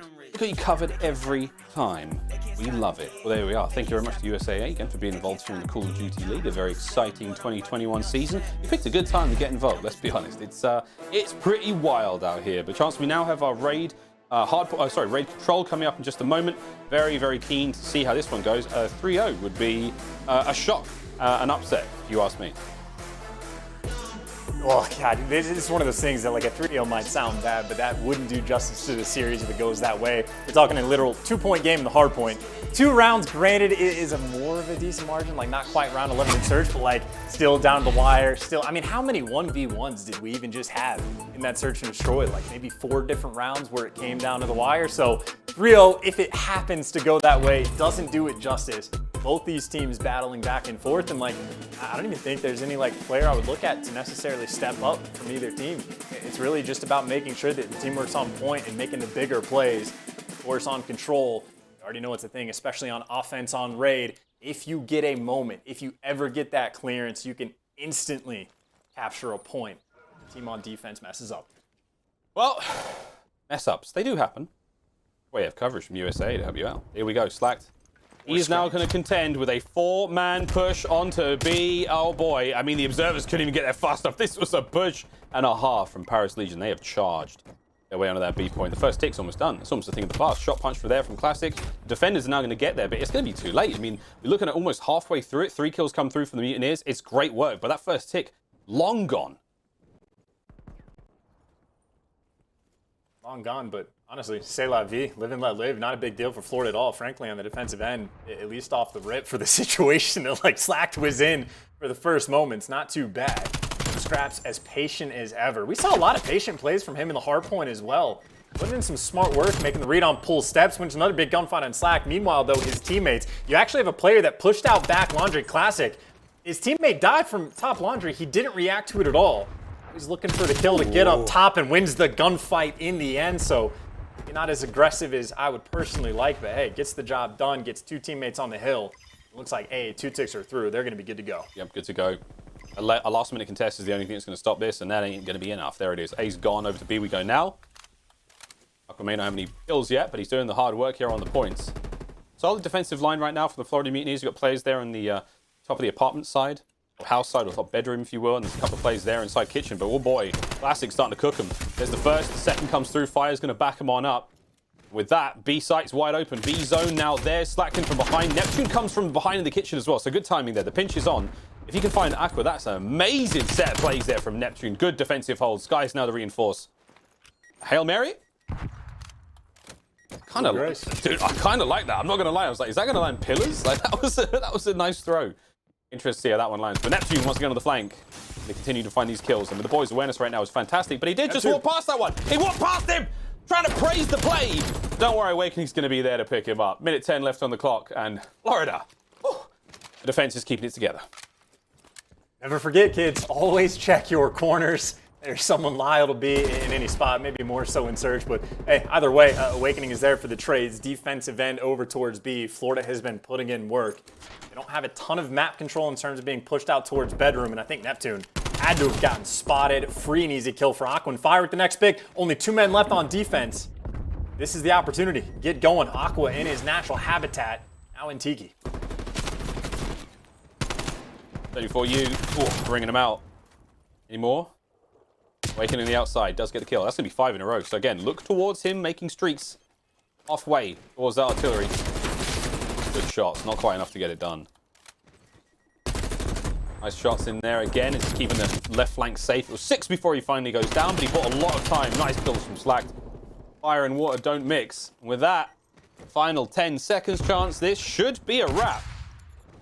I don't think anyone from Paris is going to be able to get there. You're playing for kills right now.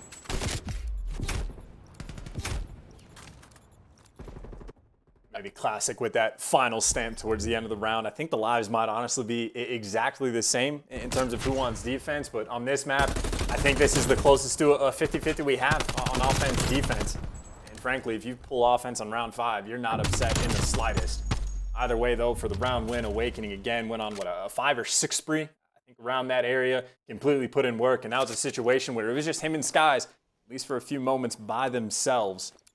And obviously, we saw that the first tick of progression that came through off the opening break did not make a single bit of difference. Now, of course, Florida on the attack. It looks like they're going the same direction. 3 stack over towards B, and well, Neptune by himself in mid. Neptune by himself. And Classic, just a little bit of covering fire there. Gets him up close. Scraps and Aqua find their kills as well. And this is looking like a great hold right off the rip here. You see that front line, they're pushing forward. They're not going to give Florida Mutineers a lot of time to breathe, and if they can get them here off A, this would be huge. Another great kill. Paris on the defense. They are starting to clean their way through Florida. Seems like a great time, a better time never has ever been found to go for an Astro Gaming listen-in with Paris Legion. Info kitchen. In money. Rosters dead. Guys, money, last kid.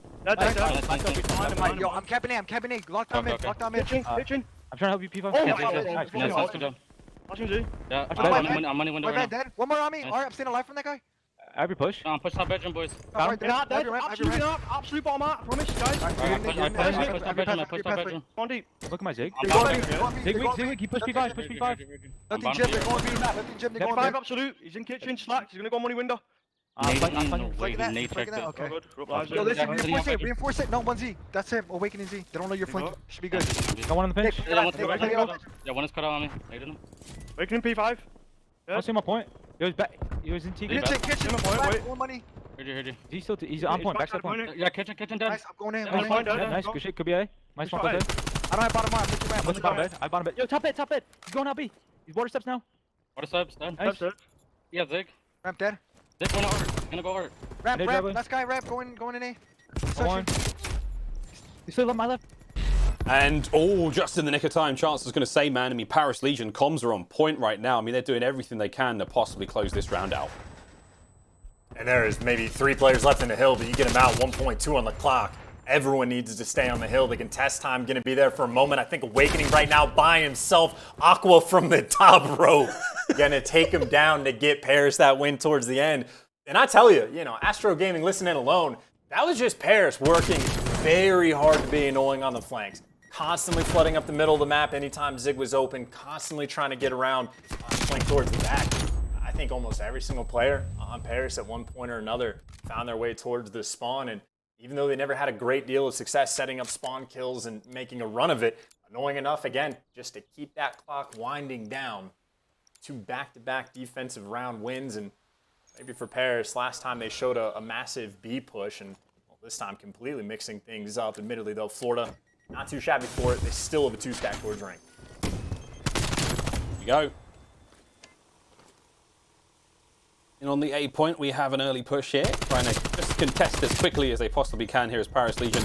A few defenders left to take care of. Slack's trying to keep the middle of the map safe. Neptune does go down. It was a big win there from Classic.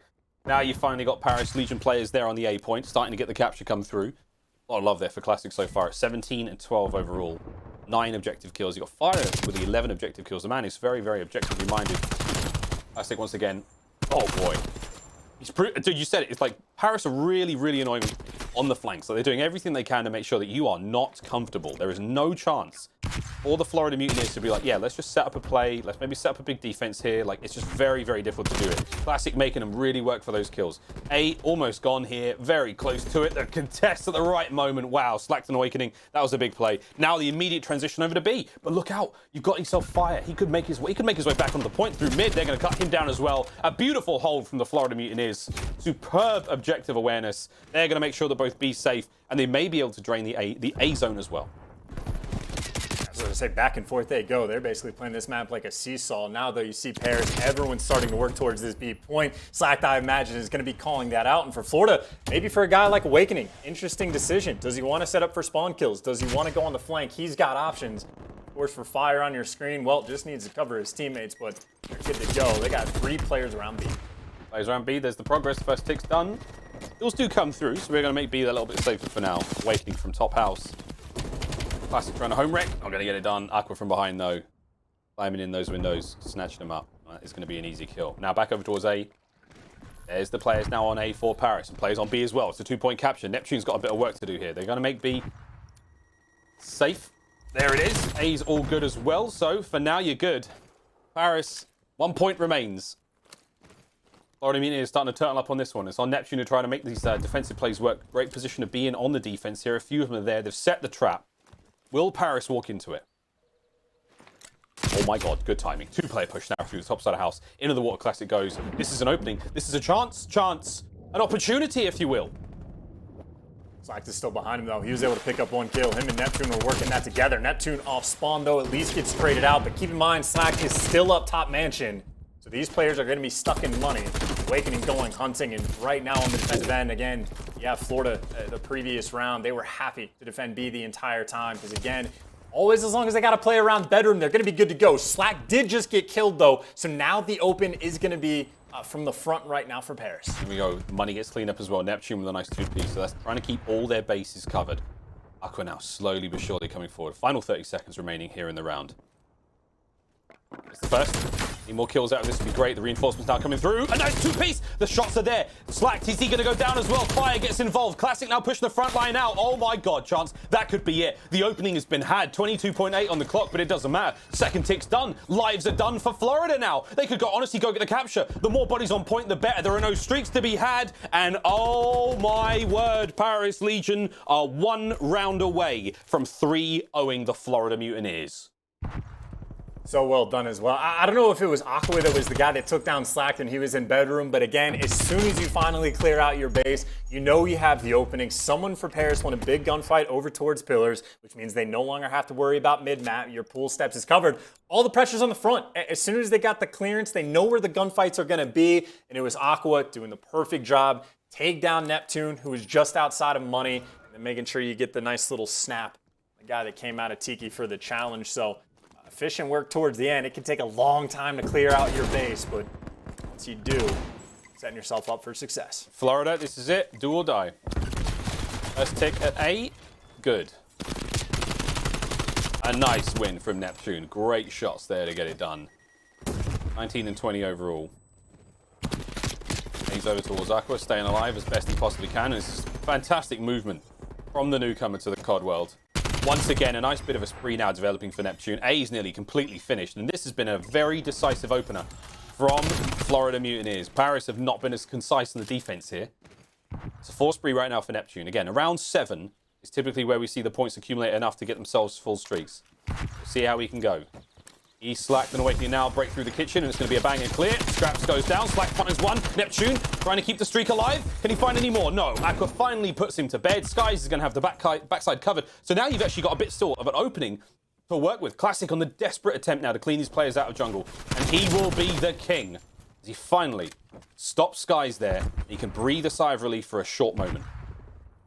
And the important thing about Classic in that situation is how fast he made sure to take that player down so he can get right back to kitchen to help his teammates out. Scraps, well, you see, he's already gotten to bedroom, but his teammate even farther pushed out. That's going to be Fire sitting up top.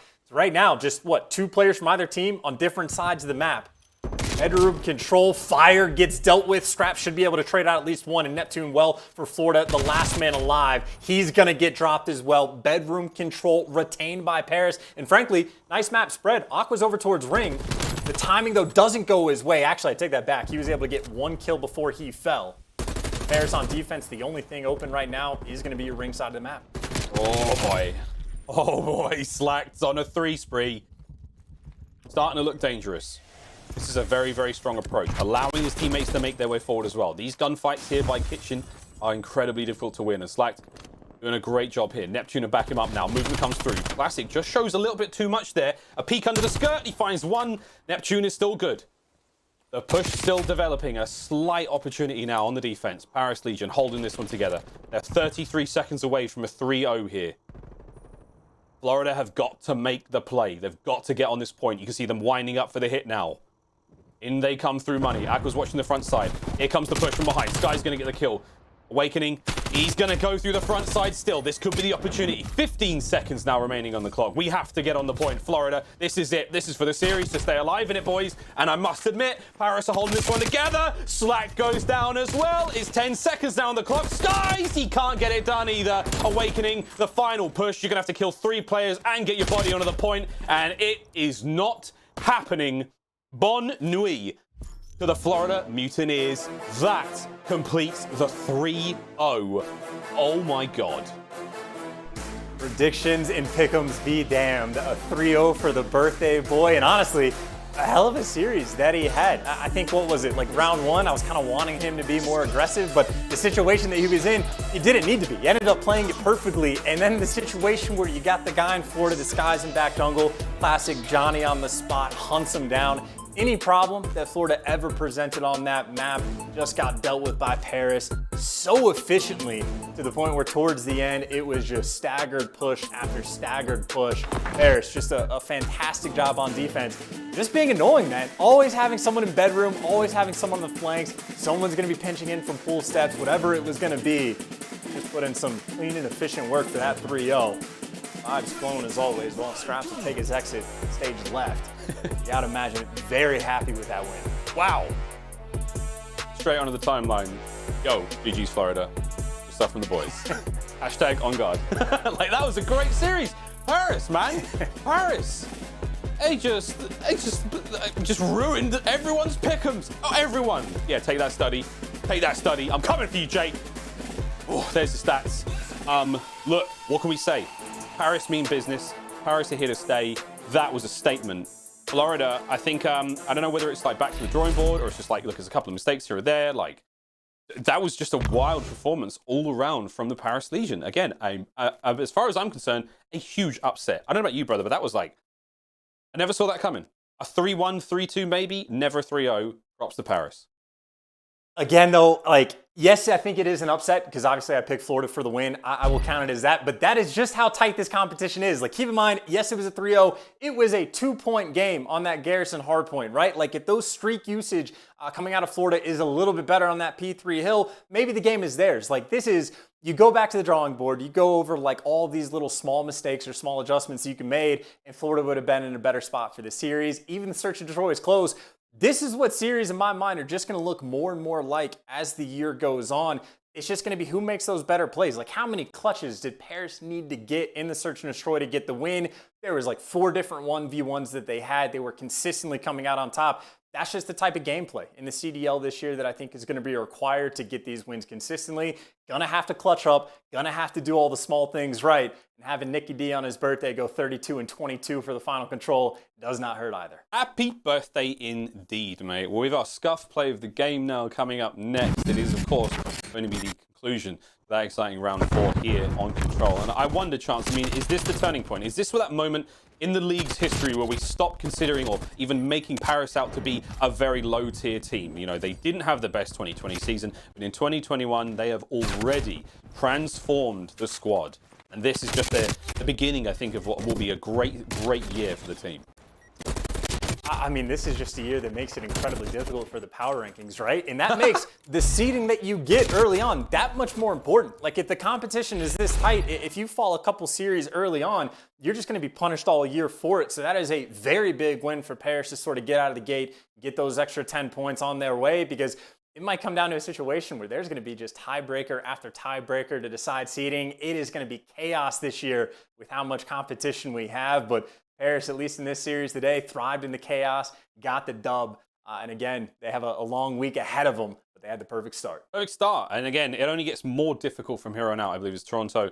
And of course, I think it's FaZe coming up after this. But man, Super Week is not disappointed. Our first 3-0, tried and true 3-0 of Super Week, mate. I mean, maybe not the first. We'll see how this one goes. But I think you're right. It is going to be an incredibly competitive year of Call of Duty. The New York Subliners and Royal Ravens, the only teams now yet to get a win here in our road to the first major of the 2021 Call of Duty League season. But as you can see atop of the board there, that FaZe, 3 wins. Looking at that first seed going into the major. LA Thieves coming in close there. The 2 wins. That will be a very, very interesting development to see how all of this goes. But that's Group Alpha and Group Bravo there. Again, we do this a little differently every time. Of course, we have the draft picks at the start of every major going into these home series. We've got these majors coming up through the year. It's a totally new look now of the Call of Duty League. Very, very welcome one. You get to see all the teams at every tournament. It's going to be non-stop action. But Super Week continues. This is just Tuesday.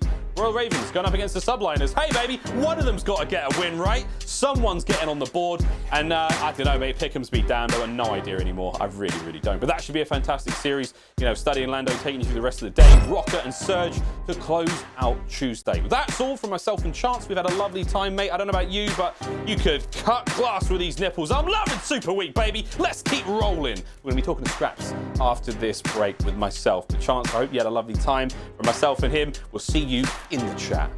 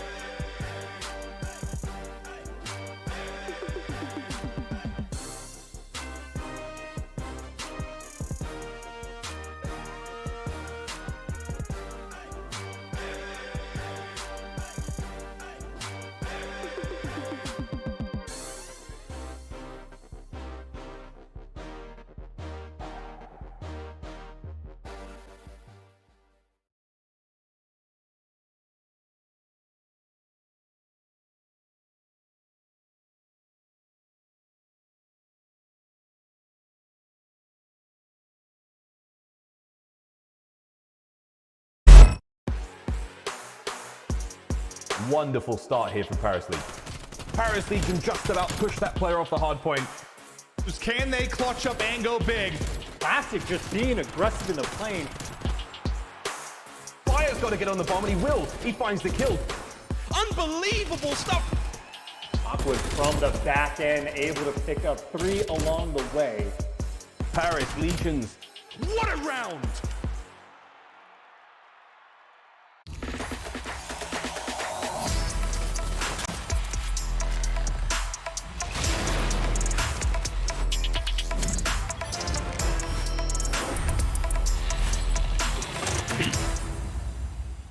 Ladies and gentlemen, welcome to the Game Fuel Victory Spotlight. I am joined by the one and only Scraps of the Paris Legion. Brother, all right, first up, I didn't see a 3-0 coming. I don't think anyone saw a 3-0 coming.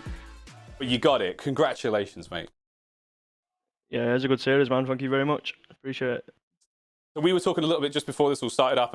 Again, you were saying about how your practice has been going really, really well. Like you've had some very, very good. I mean, not teams. I wouldn't say against every team, but like we've been getting dominated off like the top teams. I'd say for the last week. I'll be honest with you, but I mean, I know what this team's capable of. Like we get on some days and we'll smoke some of these teams and we'll look really good. So to finally implement it into our game, it's a good feeling.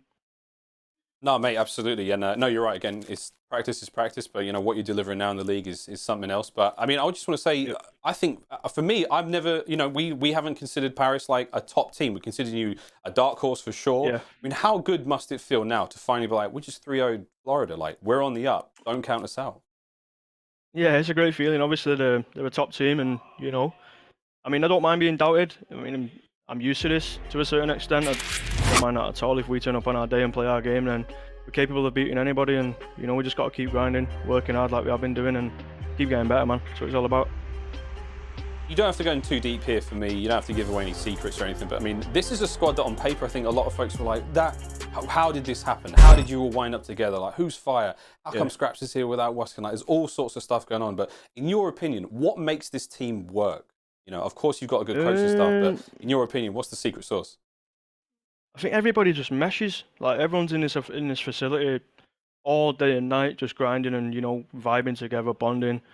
Even outside the game, everyone's chilling, always vibing, watching VOD at all times. Everyone's going at each other's necks, and we can get on the next day, and everybody still loves each other just as much. So I think that's what I love the most. I've not been in a team like this yet, and we're just going to keep working hard and hopefully keep getting better.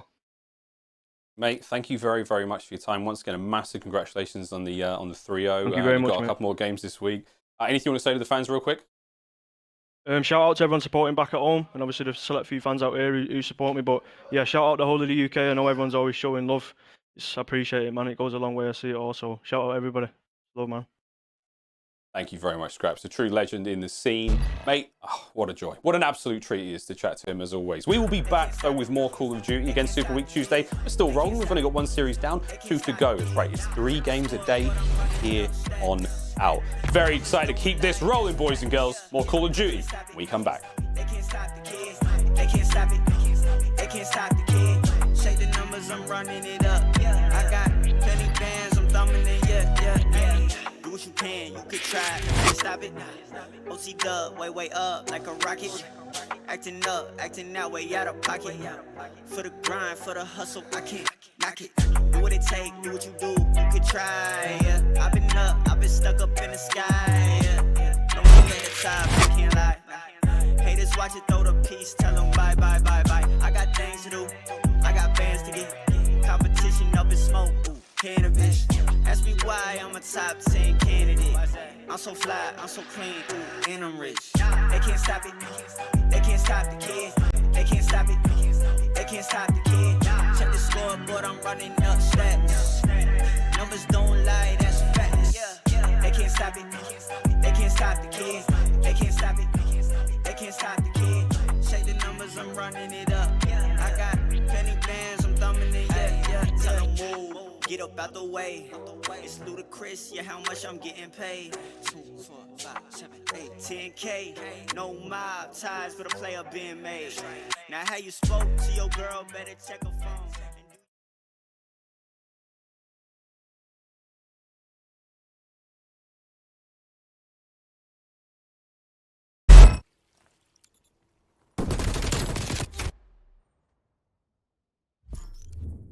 That was really bad, guys. Really, really, really bad. I don't know what the I just watched. It's just like it's always our bad. It's always we should have won the hard point. We should have won the search. We should have won the control. That was so stupid, man. We're up 5-3 in the search and we can't close it out. Like, dude. How the heck are ya? It's CDL Super Week, and Clay, not too happy in regards to the last series that they had versus the Los Angeles Thieves, but hey, now's a new opportunity. Hey, like I said, it's Super Week. We got tons of matches, tons of games to come your way. Subliners being one of those teams. Study, it's been some time, my friend, a little bit of a break, but how are you? I'm okay, man. I'm just excited to get into these matches. You just saw Clayster completely raging at his team when they lost to the LA Thieves there in that series 3-0. That series could have went either way, so I totally understand the frustrations out of Clayster. Today, you got the London Royal Ravens right in front of you. I'm excited to see what this matchup brings to us. Definitely, man. You know what? It's early, right? We talked about the Subliners, you know, not the greatest start in regards to the overall record of things, but hey, lose a close series versus the LA Thieves. It's going to happen from time to time, but now is their chance. We've been talking about New York a lot. Let's go ahead and meet the Subliners. Don't let us down. Bring home a championship. Not 1, not 2, maybe 3 or 4. Yo, Clayster, you don't bring home the championship, you out of here, boy.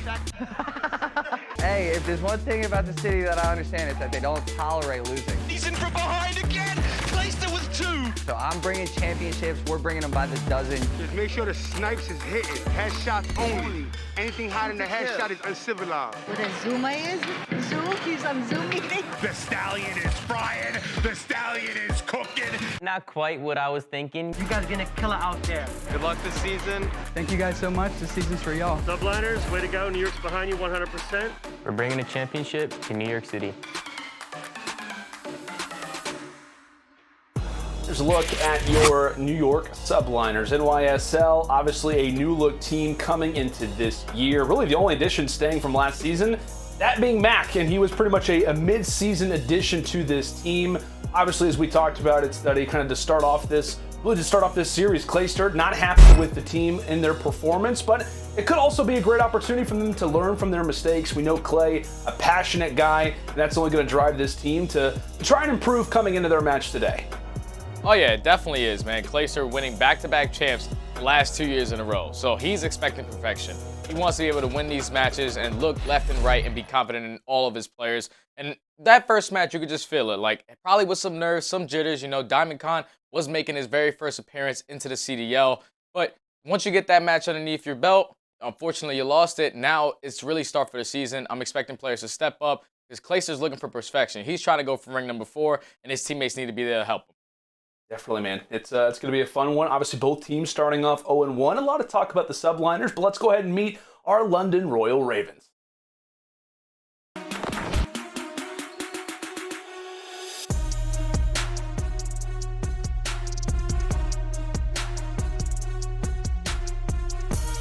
Once he gets up top, and frankly, he has no intention of slowing down.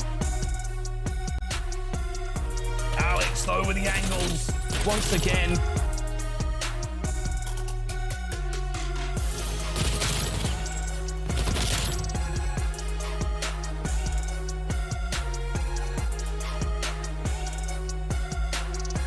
The Ravens wins a big one from across the pond.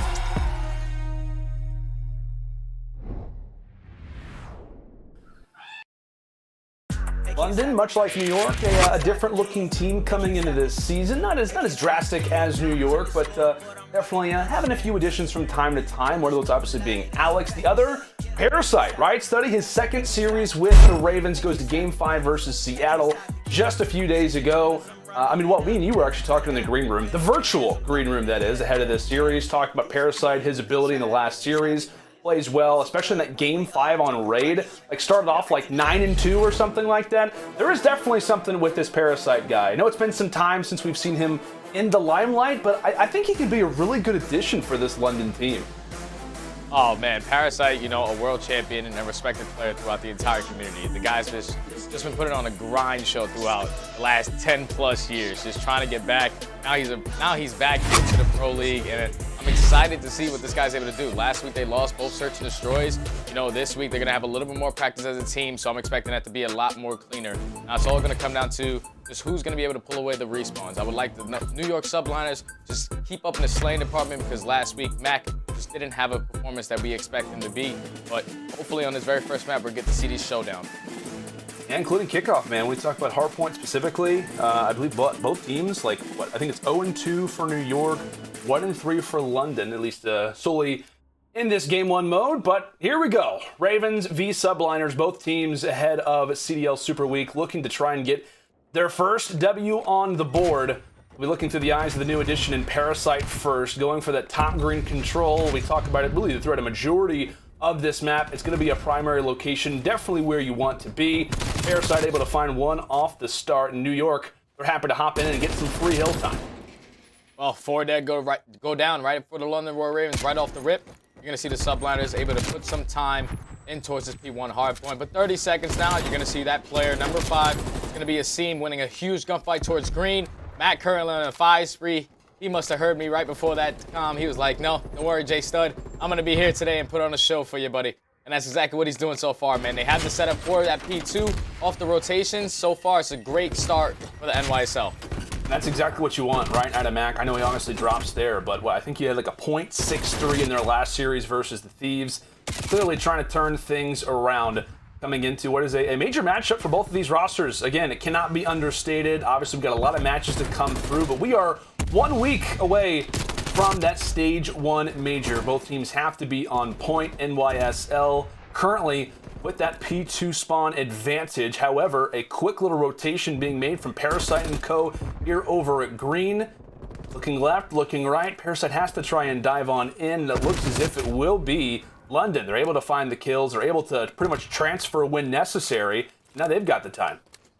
Yeah, that was a great pinch out of the London Royal Ravens. They left Clayster completely alone in that back tank area, just pinched the spawns, and that's exactly what they were doing, able to pick up some time. Shawnee on a 5 spree, making 6, going for the 7th, and that's going to be 4 down for NYSL. Now, if you're the London Royal Ravens, this is the best case scenario. You're picking up the remaining junk time on this P2, and you're also going to have the spawns for that P3. It's all about trying to cut them off. Shawnee, once again, on a 7 spree, trying to find these players crossing across that lights, but he's going to get taken down there, but job well done. They should have spawns for this next hard point. Holding this kill cam right there was the best possible outcome, but here comes the NYSL trying to break through the front.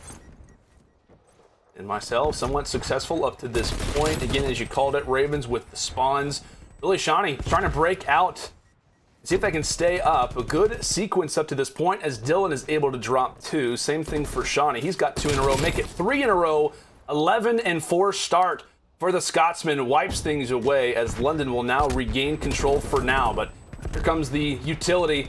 And the shots starting to come in through 10. However, Dylan's going to be there. The close SMG is going to be able to help London in the end of things. And we can really talk about Dylan a lot. Had some really good sequences in their last series versus Seattle. And last year was kind of a year that he doesn't necessarily want to remember just in regards to his performance of Black Ops 4. But tell you what, this guy can absolutely be a piece for them. And really him and Alex together, that combination in terms of the SMG slang, it's going to be a force to reckon with. Obviously, New Hill is up, and it's going to be NYSL currently with control. Again, you're looking at those SMGs of Dylan and Alex to try and do some dirty work up close. Yeah, it's going to be the combination between Dylan and Alex versus Asim and Diamondcon. You saw Mack pick up that M4, was able to pull out, go on a 5 spree. You're going to see right off the road, Alex is finally able to put a couple kills together. He was sitting at 0-5 going into that P3 hardpoint. Now, they're going to put themselves in a 20-point lead on this P4, but here comes Mack pushing around the caution. 2 are going to go down for the London Royal Ravens. And here come the Subliners trying to flip this spawn lead. And NYSL has a nice setup, at least for the time, continually finding these players out toward back gens. Diamondcon up close, he's got an engagement, and he'll win that one as well. The feed filling up with Subliners. 10 seconds left on this one, and the Ravens, they're continuing to spawn really back here. As long as they hold up these positions, it can continue to be problematic for London. Clayster, 14-8. He's going to be trying to hit every single shot from range that he can. Really, the Subliners trying to hold them off as far as they can, trying to really break them off from that previous spawn. Player 4 was actually toward the back, and it looks as if for now, London may have the opportunity to try and flank this, spawning now on the other side. Asim trying to go for a nice little gunfight on the Parasite. That one's going to be TBA for now, but still, it's been Subliners pretty much all throughout these last few sequences. Yeah, the NYSL have done a great job rotating from P4, holding basically a complete 60 on that hardpoint, and also setting up for that P5. You see, they put themselves at basically a 30-point lead. Clayster's on this hardpoint, trying to pick up some more kills, but so far, NYSL are playing this beautifully, man. They were trapping them in the backside of P4, spawning towards P3. Then even on this hill, they're spawning them towards the tank. It's exactly what they want to do. Now you're going to see a couple players from the London Royal Ravens spawn towards dark and eventually try to pick up the remaining junk time. But it's all about this top green control, and already Diamondcon is in that position. Diamondcon is. Parasite gets traded out, and looks as if New York are going to try to break through from the middle. In the midst of this, let's actually go to an Astro Gaming listen with NYSL. Watching y'all. One searches. Just watch him, Back, watch him. Good G. Nothing L, guys, nothing L. I'm still holding L. Get this full 40. He's green, weak. He's sitting in the green too there. Watch your L. BSNE green. I had to give up float, guys. I did him there, side. All dead. That was a top green, weak. Top green dead. L, Play tight. Hold him. Let's wait. I'm pushing L. Okay. Back to L. One Top shot, green, back to L, heads up. on time. I don't see him, brother. One's back main, one out. Weak on point, two on point. There's two under vent. There's two under there. Yeah, here you go. I got one more. Dylan's on the head. Get time. I'm flanking. Get these kills and work around the back. We on time. That'll fold. We got our Back green left push. tank, back left tank. Back left tank, weak as fuck. Nothing arch on me. Back left Go, tank. let's go. Green I'm still spawning here. Close bricks. Dead. Alex, get out of here. They're spawning out, I think. Back alley, shot in the corner. Where? In the back corner. You love the passion. You love to hear this team, a group of really great communicators, as they will regain now spawns coming into this next hill. Just as I say that, though, the Ravens are happy to hop on the point for the moment. And there could be some issues as CDL now on a 5 spree himself. Thankfully, the nade from Mack is going to be able to take him down. Study, I wanted to ask you about the communication, but it really doesn't equal out to much. Some good moments here and there for NYSL, but they try to make their way through bricks. They're able to get it, but once they have the spawn, it's really nothing from there. Oh, man, yeah, the communication was nice and clean. You know, you heard Clayster just making sure he's emphasizing a couple of these call-outs. CDL was such a big kill in back alley that he eventually ended up going on a 5 spree towards the very end. And this is a great answer from the Ravens. You see them with that P2 able to pick up at least 40 seconds there. They do have streaks going into towards this P3 hardpoint as well. So you're going to see a couple players trying to fight out the back. 2 players are going to go down before go down for the London Royal Ravens. NYSL, so far a great hold and trying to just add to this lead and close out this map number 1. Good hold, a stable one, but still more pushes from the Ravens to come as the nade is going to try to open things up. Asim is left to try and reference back. Clayster will be there for the trade. And really, if you're London, if you got a few different options, you try to make your way through vents, through 10, really kind of through that back artillery angle, but it is really NYSL, Clayster specifically, watching pretty much everything. Ooh. 20 valuable seconds left, and it appears that New York is going to grab every single one of those seconds. At least I'd be one to bet on it. And that's just really good overall control, right? They have a few different sequences. Ravens, they try to break from the front. Really remained somewhat unsuccessful, and based off of that push, New York, they're going to reach 200. Yeah, the NYSL, just their hold so far. So far, when they have been set up for a hard point, they have been holding it down perfectly. We saw them at P4 on the very first rotation, now at P3 when they are fully set up. London Royal Ravens, they tried to use some streaks to try to break it, but NYSL just heads up, able to get 4 down. Now they're 35 seconds away from closing out this map number 1. They're forcing all the players from the London Royal Ravens to spawn back P3. This is going to be a difficult task, man. If you're London, you need to go left side. You need to try to work towards that dark area and eventually work towards top green. Top green is basically the power position on this entire map. And so far, NYSL have been dominating it. They do, but it actually is going to be the Ravens that end up walking away with the team fight. Somewhat surprisingly, given the map positioning. I know you called out, they probably need to go left. And it's hard, right? You have that objective in front of you, but they decided to go for it, all guns ablaze. And at least for now, Ravens still holding on. Alex, in the midst of a flank, drops one. Diamondcon's going to be there for the equalizer. CDL from range, man. He's really been kind of one of the bright spots for Ravens so far throughout this matchup. Sitting pretty when it comes down to his score, but really in terms of the overall game, Subliners just 15 away from locking this one up. Clayster over in top green, pretty much watching over every single angle possible. Mack's already progressed up into brick. CDL's aware of it. Mack will win it. 26-20 for what is this year 2 guy. Not a great game versus the Thieves, but starting to turn things around. Parasite tries to hop inside the point. That's going to be a no-go. NYSL continue to put on the pressure. A few players from London are actually able to hop inside for the time. Diamondcon, XM4 up top ramp is going to try to pretty much mow everybody down that he sees. It's Diamondcon from afar. It's Mack up close. The trades are in, and NYSL, they win their first official map, 250-151.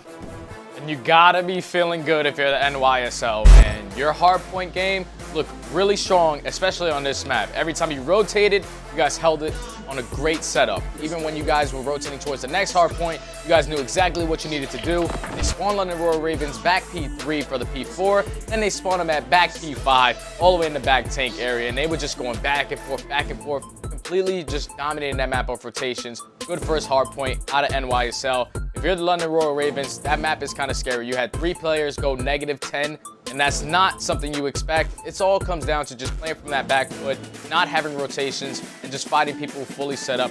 Pretty difficult map for them. Hopefully they're able to bring it back in map 2. Yeah, man. I mean, it's hard, right? Because we're talking about 2 of these teams. If you're London, you're kind of, I mean, really when we talk about both of these rosters, right? They played 1 official series, both 0-1 as it currently sits. And as we as analysts, as we as talent are trying to figure out how exactly both of these teams work, given that they're new rosters, and because it's new, both of these teams are also trying to figure out who they are as well, right? Because if you're London, you've got the new addition of Parasite, you're still trying to figure out things. If you're New York right now, right, you've got Diamondcon, recent additions as well. A lot of new pieces moving in, but hey, as we talked about it at the start of the show, Clayster not too happy with his team's performance last week. I'm sure he's at least currently somewhat happy with the way that they played throughout that first hard point. But hey, S&D is up next. Ravens looking to try to equal the score. However, we've got game 2 checkmate up right after this.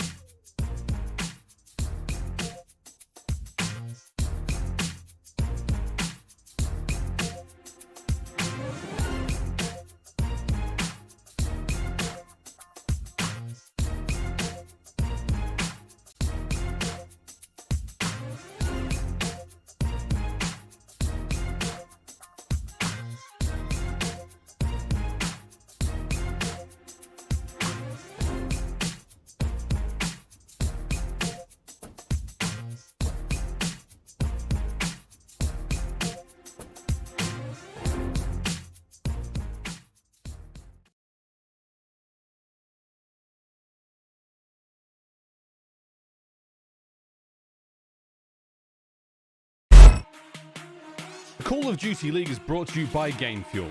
Use code CDL 2021 for a special discount on GameFuel.com. Tournament audio and team listen-ins are powered by Astro Gaming, the official headset and mix amp of the Call of Duty League.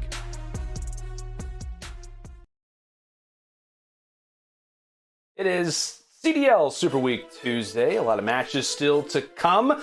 Obviously, we're in the midst of a great one going down right now between the London Royal Ravens and New York Subliners. NYSL currently finding themselves up 1-0, gaining their first map win of the CDL. I'm sure that Clayster would like to talk about how he could be happy with it. I think just in general, he's at least, you know, complacent with the way that they played throughout that first game. We're going to get to our game field keys to victory first with the Ravens. How do you walk me through it? Yeah, we're going to start right off the rip. Dylan can make or break this series. Hardpoint win versus Seattle, 1.35. The hardpoint lows, 0.76. And like I said, on that very first map, they all went -10. Maintain the strafe in control. 1-0 this season. Dylan's 6th highest KD with a 1.3. Parasite also needs to step up in search and destroy with a 1.07. We saw Parasite last week. Unfortunately, they lost both search and destroys in that series. But even though to start this very first map, we saw a lot about Dylan, just keeping up in that slaying department, and unfortunately, that first map he wasn't there. He's definitely going to have to bring it back throughout the rest of the series. Definitely, Dylan going to be a major part for London. On the side of New York, our game field keys to victory for them. Mack has to be on form, as we talked about it kind of throughout the map. Finished with a 0.63, -27 overall versus the Thieves. Must close out games, and in their 0-3 loss to the Thieves, they lost hardpoint despite being up 234 to 190, and also lost the search and destroy after being up 4-2. And that's really where a lot of that frustration from Clayster came in on. You know, it wasn't as if they just lost a 3-0 and got dominated. It was really a lot of different sequences where they should have closed out the maps. And I know, Study, you and I were kind of in the green room watching this one, kind of getting some notes from it. And it really was, hey, New York, they kind of choked it. And that's going to be a big thing for them, especially with a lot of young players. Mack in his second year, Diamondcon in his first. I know Asim's now getting into his third season, but you got a lot of new blood here, a lot of players to kind of try and develop, and especially in these big games, which we're already talking about it, they're going to have to be on form, and they cannot allow for any team to catch an advantage, because it was Chance earlier who alluded to it. The amount of skill and talent that is in the CDL right now, you cannot allow for any real mistakes to come through. Oh yeah, you definitely can't, man. Switching from 4v4 to from 5v5 to 4v4 to eliminate probably some dead weight on some of these rosters, but just the top competitors, 4 players on each team, 12 teams, you're getting the best of the best, man. And so far, the CDL 2021 season is not disappointing. Oh, it's definitely not, my friend. S&D now on some good old checkmate. It's the A Street rush early, and that's going to be a pick, actually. Alex is going to take down Clayster. I think you saw Clay was somewhat surprised by the initial engagement. Asim quickly trying to even out the man count. He's actually going to do it just like that. A quick 2-piece inside of the plane and a rotation for him and Mack. 2 versus 2. Shani and Alex still up. That could be a little bit of a line sight potentially for Shani if he were to stay in that position, but looks as if for now, Bomb still going to stay over at B. Just a matter of time before those digits really kind of get punched in. And again, it's going to be Shani. I think he might have spotted somebody there. And he does! Can't finish it, though! Yeah, Shani was in a great position in that A alley to have some eyesights onto that B site. 29 seconds remaining on the clock. NYSL have to get this bomb down. You're going to see Alex and Shani taking control of this plane. NYSL trying to wrap this bomb towards A. They're going to be able to spot them, so it's going to be a pretty difficult plant now. Asim has one play, and that's exactly what he's going to do. Try to plant that, extend the time. Here comes shots out of Alex, able to take down one. Now it's Asim left in a 1v2. Gonna have to be the ace. There's the hat trick. Needs one more. 35 seconds left, and if you're Shani, you've got somewhat of a tall task considering the speed which Asim likes to play with. Gets a little bit aggressive. And again, Shani, he's happy to get any single advantage that he can, given the uphill battle this 1v1 is going to take. Asim goes for the challenge yet again, brought down to 90. Throws out the nade. Shani's actually going to be on the defuse. Is he going to check this one in time? Shani's going to hold it. Shani's going to keep it. Can Asim come around the corner in time to finish it? And no! He's not going to be able to do it. Shani, in the 1v1, goes for the defuse, punches in the digits right in time. And my goodness, Shani putting his signature really throughout the entirety of the round. Asim did everything he could, but it was just the final ending touches that will give the Ravens the first round. My goodness. It was just no hesitation out of Shani right there, man. He saw that nade come in. He knew Asim was going to play for that guy to push and be aggressive on it, but the clock was just ticking, man. Shani made the heads-up play, hopping on that bomb. Now they're going to be going into an offense. Look how exactly they decide to play this. It's looking like they're going to try to play aggressive towards plane. Diamondcon with some great shots on the Shani. Unfortunately, not able to clean up that kill. But it's looking like the London Royal Ravens are going to work up towards B. Nice and slow. But Mack is here trying to play spoiler. And Asim, the SMG duo. Really, I believe only XM4's out for now. No Kriegs. I know we saw a lot of that for Florida. Dylan quickly gets tagged up. Just as I say that, Dylan's actually the one with a Krieg, believe it or not. Shani, of course, continuing, finds the first blood. Mack is going to be there for the overall team trade. 3 versus 3. It's player 1, Parasite, trying to be annoying over at that A Street. And definitely could cause some problems. He and Dylan together. Mack's going to try to go for somewhat of the challenge, somewhat of the bait and switch, but it's actually the team shots that'll work out for New York. It's Alex, last man alive, 25 seconds left. Bomb not in a great position, goes for the chow on Clay. He'll back up toward Finn, 3v1. I think I might have said 2, but 3 for New York. Tagged up left and right, and there goes Alex. NYSL respond. Oh, that was a great round, man. Great patience out of Mack right there. He was able to get 1 kill, back down, and just completely bait both of these players, set up his teammate to get that crossfire to eventually get 2 down. That was a great patience, opening up with that first blood. Good defensive round out of NYSL. Good composure. Asim, by the way. 6-0. 6-0 to start. And really, despite the round loss, like I said, he did everything he could in that first one. Shawnee, just a little bit too clever. We'll have to come up with a new nickname for him, right? It was Construction Man last year. Who knows? Maybe he'll do something involving the airport. I don't know. That's probably something for Miles to come up with, to be honest with you. But NYSL back on offense. A quick, aggressive route really toward that B wing. They may actually try to go for somewhat of a flank here. Shawnee really being the only player in their way. Probably the one guy that you don't want to face off against, given the positioning. But Asim's able to win it. Now up to 7-0. And really based off that mini-map, London are quickly starting to transfer.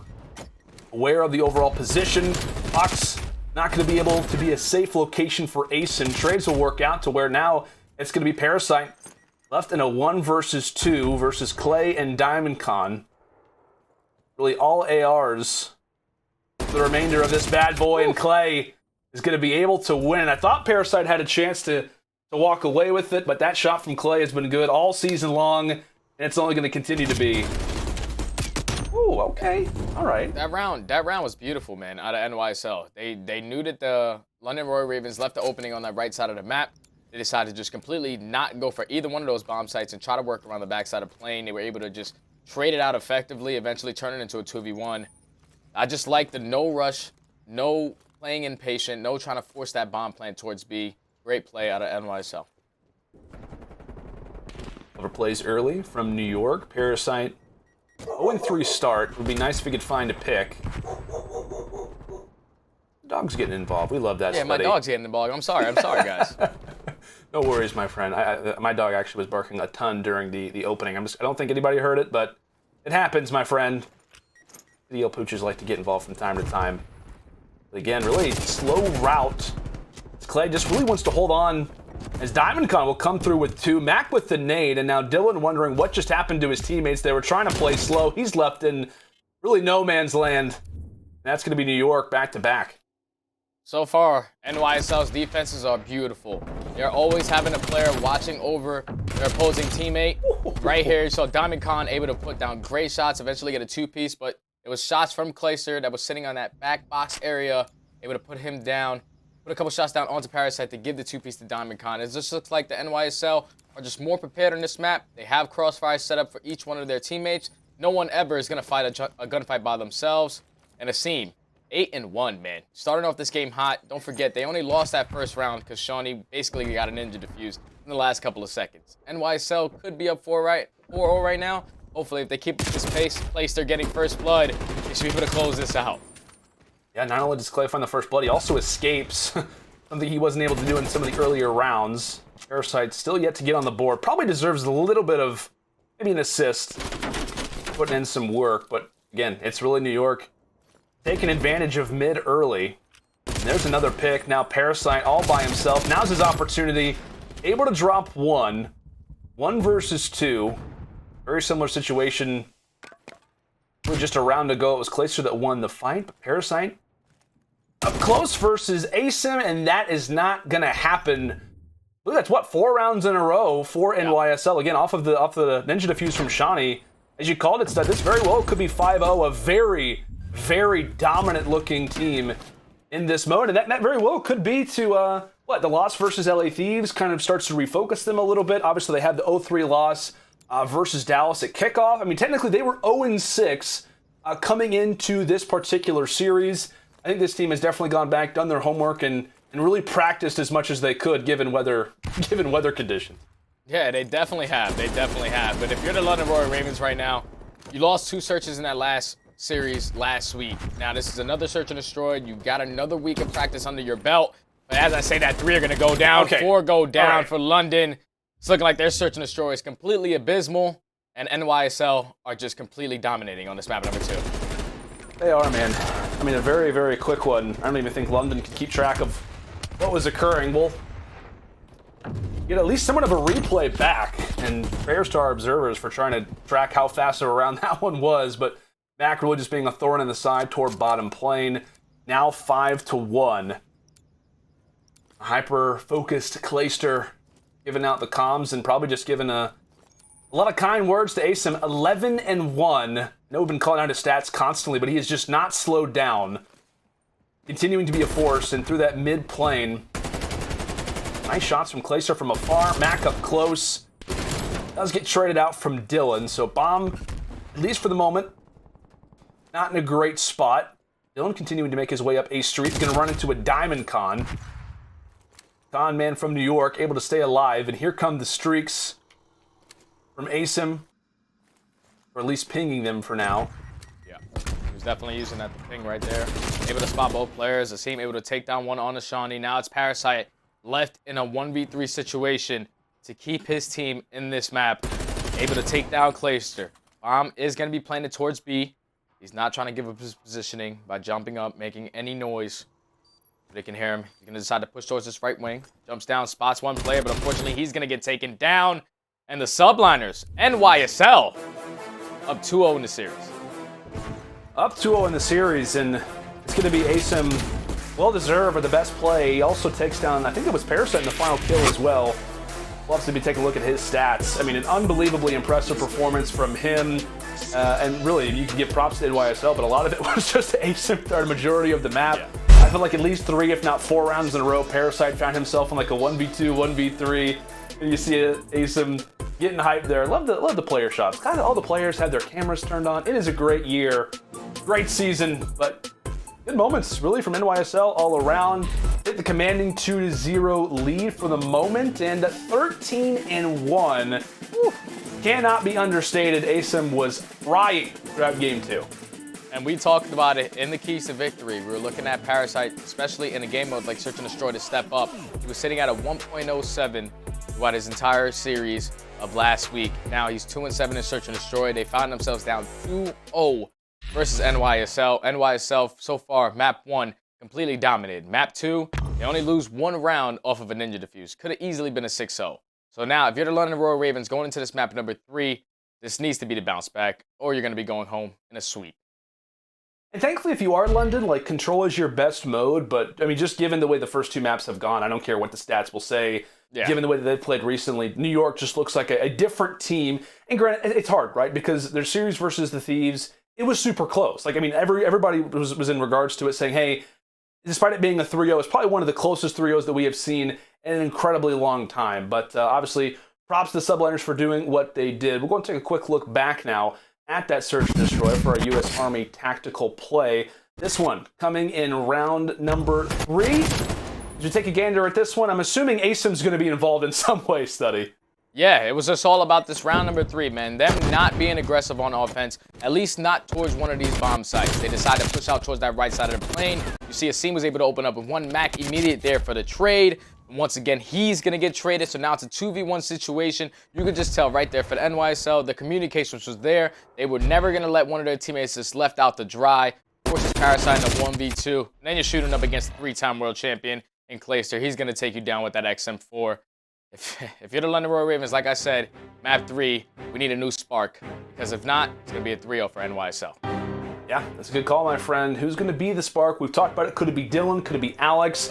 A lot of different combinations. Maybe Parasite. Who knows? Definitely something going to be needed coming into this game 3. New York finding themselves up 2-0. Is Control the answer, or are we done? We'll find out right after this. The New York Subliners. This is basically a brand new roster for the Subliners. All things have changed, and here we go. Clay once again comes up clutch. He is the true veteran. Diamondcon, keeping this run going. Asim has really been having himself a hell of a series. Mack popping up in the feed. Shout out to Mack, that was a killer 2-piece. And a fantastic end to the round there for New York.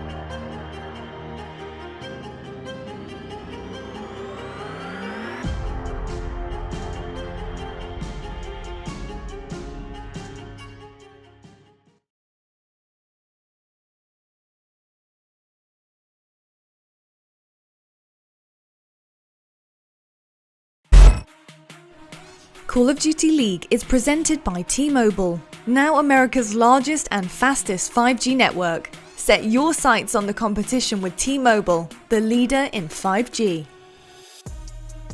Scuf, the official controller of the Call of Duty League.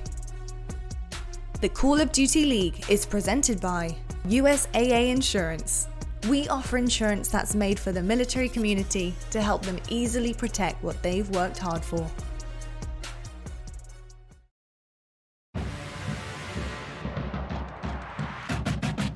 Dylan, whoa, up over the top, not a single given. London is bursting to life. Shawnee up top, that is a force free for him. There's number 5. Taking you higher, yeah, the lights getting brighter, out of control, I'm ready to move, I'm ready to go, got something to prove. The Ravens looking to cement themselves as the kings of Europe. It is CDL Super Week, Day 2, current series Subliners versus the Royal Ravens. It has been, spoiler alert, a very one-sided affair. NYSL finding themselves up 2-0, looking good, and now we head into checkmate control.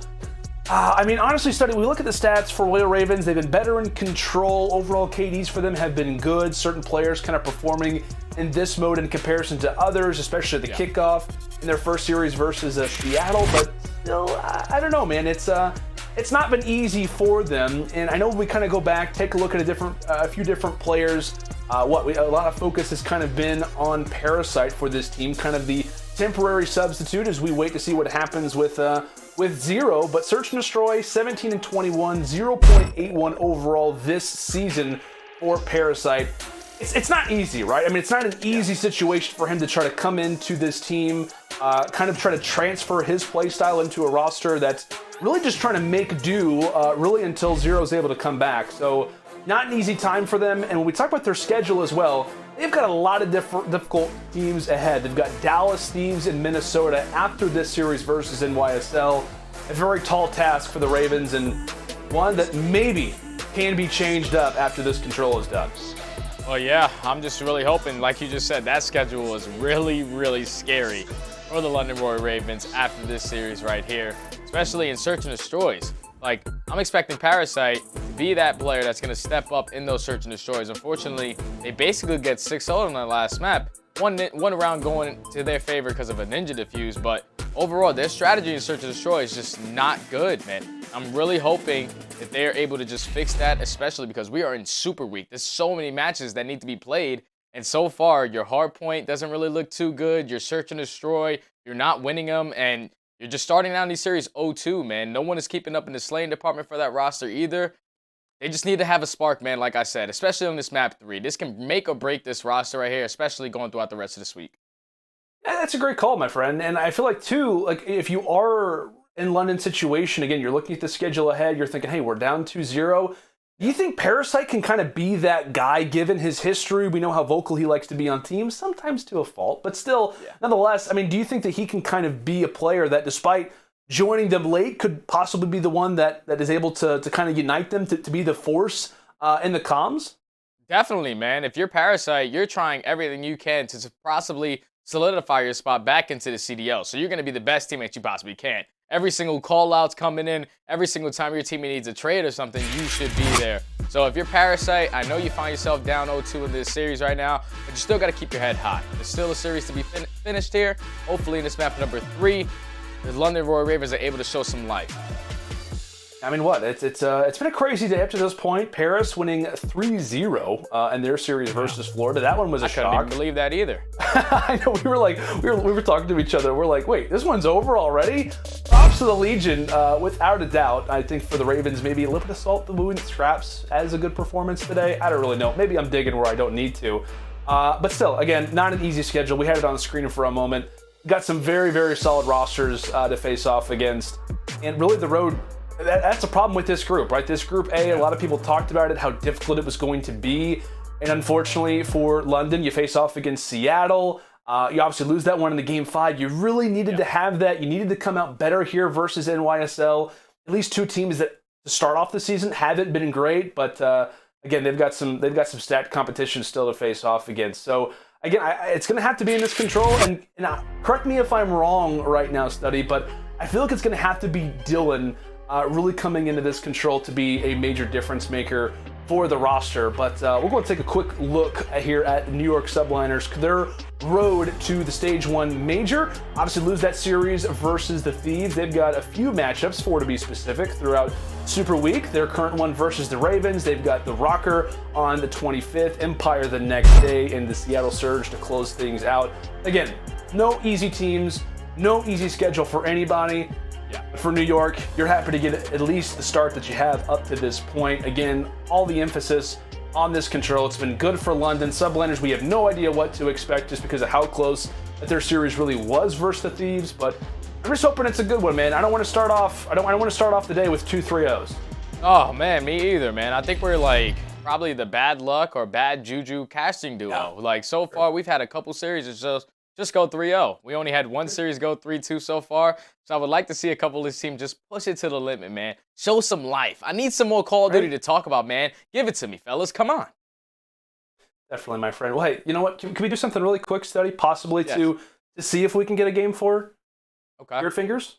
Am I hearing spirit fingers? I got the big hand, spirit fingers. All right. Come on, London. Give us a game 4. We really want a game 4, possibly. I don't know why I just thought of the spirit fingers, but hey, you know what? We can do whatever we want. It's the virtual set. High five, stud. Oh, high five, went away from us.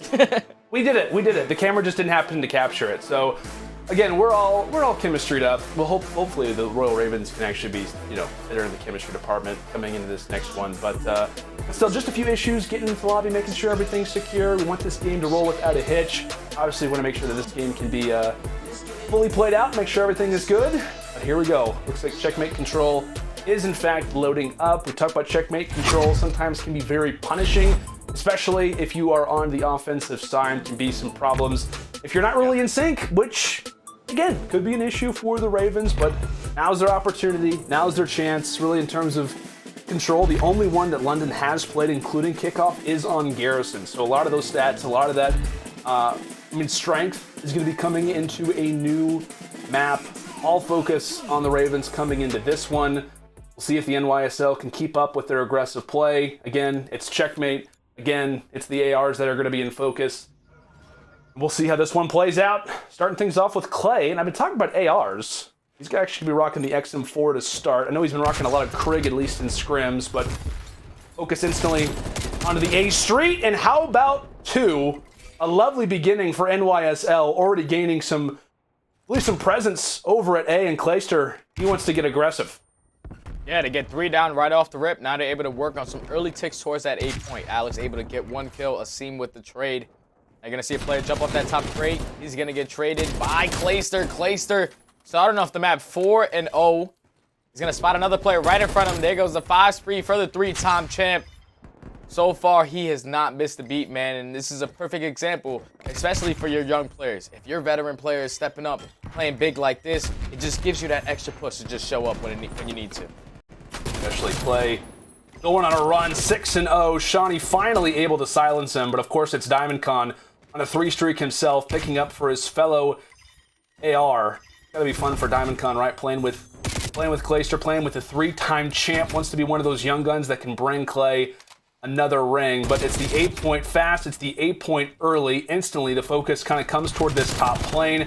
Parasite's going to be there for the trade, but Ravens, you've got to really pick things up. You've got to be careful. Overall life count in favor of NYSL to start. Asim able to drop a few off the rip, and as the team fight begins to settle, it's Mack on the point, and Clayster still finding picks from long distance. NYSL have just completely dominated this first map so far. They already got that 8 point. Now they're working towards B. 10 lives remaining for the London Royal Ravens. Mack trying to do everything he can with the submachine gun in their base. But finally, they're going to have to some time to be able to push up and gain some map control if you're the London Royal Ravens. Clayster able to open up with 1. Dylan's able to get the trade as well. But it's looking like the Subliners, NYSL, trying to push around that backside. And that's exactly what Diamondcon and Asim are doing. Working around that backside, trying to force all the players from the London Royal Ravens to spawn at wood and make it a lot easier for them to cap the point. But it's looking like London Royal Ravens only have 2 lives remaining. It's going to be 2 players left for for the London Royal Ravens. NYSL are looking like they're going to be able to walk away with this round number 1 in a pretty dominant fashion. Dominant indeed. They didn't even have to go for the point. God. It was all about lives. That's terrifying, Studdy. I'll be honest with you. I mean, we were talking about, hey, you know, London, there could be a good opportunity. Instantly, off the start of the map, Clayster goes on a streak. He and Mack pretty much fill up that A street, and then from there, it's Diamondcon going on some wonderful plays. We see Mack here with the best play over, obviously, in the plane. Not a good start by any means. Parasite, the only close to even player right now for the roster, sits at 7-7. Now here on their offense, now's the time to show us something, right? You cannot go down 2-0, especially given the circumstance, given the opportunity that they have.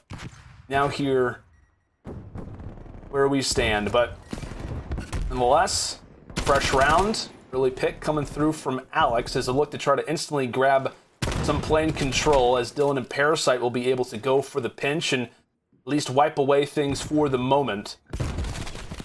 Parasite's still hanging out. He's going to get tagged from the side and overall gets dropped. And if you look at that map, pretty much all focus now toward the bottom side as they're going to look to try to regain some control here at B. Keep in mind that player 6 is going to be Clayster, trying to hold on and try to really force the spawn out. And from here, it's going to be London back to the base, constantly popping up in the feed. And it's looking like a montage opportunity for Asim. He'll drop up close, 12-7 to start off this game. And for London, it seems as if they're facing off 2 opponents, Study. It's not just NYSL, it's really the fight just to get out of their base. 30 seconds left, no progress at all. Dylan, the last one alive, but he's got Mack, who's just going to beat him in the back of the head with the butt of his gun. London not able to do a single thing, Study. And this is so scary if you're London. That very first defensive round, you guys got destroyed on. NYSL were able to win that with ease. Now you're going into your offense, and then you get destroyed. And this is the best case scenario for the NYSL, worst case scenario for the London Royal Ravens. They need to have an answer. Defense is definitely the preferred side, so this is a round that I'm expecting them to try to win right here. If not, they're going to be going home. And so far, this is a true identity test for me and the Subliners. So when I'm looking at the Subliners now, just like, dude, they choked a really close series versus Dallas, and now they're finding themselves out in this series, one round away from closing this one out in a pretty dominant fashion. Oh man, I feel like NYSL so far are going to become a top dog in this league, and so far they're showing it. There indeed, my friend, looking good. Well, actually, I want to take a listen with what the Ravens are up to right now in regards to their communication. But very well could be the final round of this control. Let's go to an Astro Gaming listen-in with the Royal Ravens. I'm gonna go off the blue. One's low left turbine wing. Coming out, right barrel. B barrel. One shot, B. I'll give it a sec, give it a sec. Low turbine on me as well. No, he's on side A as well, back side A as well. That's like 2 and 8. Coming down. On A, he's outside. No, he's their side. I need it. Calling in the middle, he's middle first. Sorry, trophy. One shot, no trophy behind the box. Yeah. You're right, everyone play right, chalk it. Yeah, I'm coming back, man. I'm right. I need him top. Get playing, dead. Bowling as well. He one shot mid B. Back tower. Yeah, he pushed out. Wait, give me a second. Right, dead. Asim, one shot on point. He's running away. He's on the way. Yeah, push me away. I'm upstairs, but holding it. Three of them backstairs. Fast up back our spawn as well. Yeah, there is. He's fast pushing up. Get across. One's top right exit, looking at me. He's top exit. I didn't flash him. Come on, let's go. That's gonna help you. I'm up left, Chris. Good fight, me. I'm here. He's dead. He's dead. Nice, let's go, boys. Plays on streak C4, by the way. Listen, two back right. You got him, P4, by the way. NYSL, throughout that team comm session for the Ravens, they put up a 10-team kill streak. Buddy, what'd you make of the comms there as NY continue their progress at B? You could just tell the London Royal Ravens are definitely flustered, man. None of the kills are going in their favors. Call-outs are a little intense, and just like that, the Subliners are going to be able to close out this map number 3 and close out the series in a 3-0. But if you're the London Royal Ravens, man, something has to change, man. Something's got to give. Saul, Alex, and Dylan just didn't have the performance that we're used to seeing them have, especially as a submachine gun duo. It just completely got dominated that entire series. Hopefully in the next series that they play, they're able to bounce back, because so far, London Royal Ravens are not looking good. Look at that. Look at that. Clayster, totally different emotions in comparison to the post-game versus the Thieves. Now a totally different story. Literally, the script has without a doubt been flipped. They get through with the 3-0 here versus London in one of the most dominating series that I have seen in a very long time. I don't really remember all the series that we've had so far throughout the season, but at least in terms of official play, this one is definitely going to be up there, right? 250-151 in the hard point, 6-1 in S&D, 3-0 in the control, and it's not one of those things where it's like, oh, there were some good moments there. No, it was a guaranteed 3-0 here in the control. It was arguably a 6-0 in the S&D. My goodness, from top to bottom, a totally different looking NYSL to start. Parasite, the only player above, look at this, 6 kills for Dylan, Shawnee, and Alex. And that's it. They have 18 combined across 3 rounds. Yeah, it's not good. It's not good. Definitely not. Got 20 kills by himself. Oh my goodness. I mean, it's hard, right? I mean, it's hard to obviously take a loss like that. And for London, again, you're kind of in a situation where you're in limbo right now, Study. Again, you're waiting for Zero. I still actually have no idea what's going on with Zero right now. In regards to visa things and that nature, obviously Parasite's here. Is he going to be here for a long time? I think, the way that you described it when it came down to that comm session with him in the Astro Gaming Listening was without a doubt correct. They just seem flustered. They just don't seem in control. Every single series for them, including the kickoff, has gone to a Game 5. And it was just really, there was no chance that we were going to a Game 5 at all. Really, after the first round of control, it was kind of guaranteed. Yeah, man. If you're the London Royal Ravens, man, you go into that very first hard point. You try to keep it as close as you can, but you have 3 players who go -10. If you're not keeping them in the slaying department, and especially in the game mode like hard point, you don't stand a chance. Then you go into the search and destroy. Shawnee pulls off an insane ninja defuse for the very first round. Should provide you guys some momentum. But the NYSL, they just completely rushed every single round, played trades perfectively, and you could just tell that they had strategy on that map. Now, going into that control, the defense that London Royal Raven lost right off the rip, it just can't happen. Clayster ran right up the middle of the street, was able to pick up 4-5 kills eventually, and before he was able to drop. And if you're London, man, like I said, you guys got to find a spark going into your next couple of series throughout the rest of the week. Spark needed, that's without a doubt, my friend. And we'll go and take a look back at that control. As quick as it was, we want to take a quick little gander back at our scuff play of the game. This one coming in round number 3. And it's really just the ending sequence here for NYSL. Just the way they're able to lock things up. I mean, but it was kind of that push through the A street, allowed for the players to pretty much just get spawn trapped, to be honest with you, which can happen on Checkmate, but a majority of the time it's not going to be this dominant. And I know at the top of the show we talked about how there's a lot of really stacked competition. This is going to be the most competitive year that we have ever seen, and that's just making us kind of eat our words in that particular sequence. I mean, again, from top to bottom, a solid series from the Subliners and Ravens. Back to the drawing board. I mean, maybe you get rid of the drawing board. You try to, you just try to change things up. I have no idea. But we'll go take a look at our road to the major. Our current standing Subliners able to muster their first win. A lot of series still to come for them. Ravens still sitting at the bottom. And again, Study, we talked about it. Ravens, their schedule does not get easier. They still have Dallas, they still have the Thieves, and they still have Røkkr to face off against really the 3 teams that are currently leading at the top of the standings for Group Alpha. Yeah, man, if you're the London Royal Ravens, there's a long road ahead for you guys. You guys just got to focus on one series, one map at a time. Hopefully they're able to bring it back. Definitely, my friend. Definitely. Some good sequences from Ravens here and there, but just overall, a whitewash. Let's go and take a look at our Challengers season. Obviously, we talked about this. We got 20 weekend cups across North America, Europe, and APAC. $130,000 in total prizing. A lot of awesome things, obviously, going on there across, North America, Europe, and APAC. $500,000 total prizing. Obviously, we're broadcasting the finals as well. Major shout out to all of the teams, really all of the talent doing some amazing things there. And our players to watch really in Challengers currently, at least for the moment. What we've got Saints for the Subliners Academy. He has been lighting it up. Good old Renato doing some damage for them. Sib, of course. Sib's obviously got to always be looking out for an Afro from House Tarth. Tell you what, man, Afro is absolutely unbelievable and actually a substitute for the Royal Ravens. I don't know. But still, excited to see exactly what the Ravens can do moving forward. A lot of awesome matches still to come. And when we come back actually after this break, it's myself standing by with Clayster. We'll be back right after this.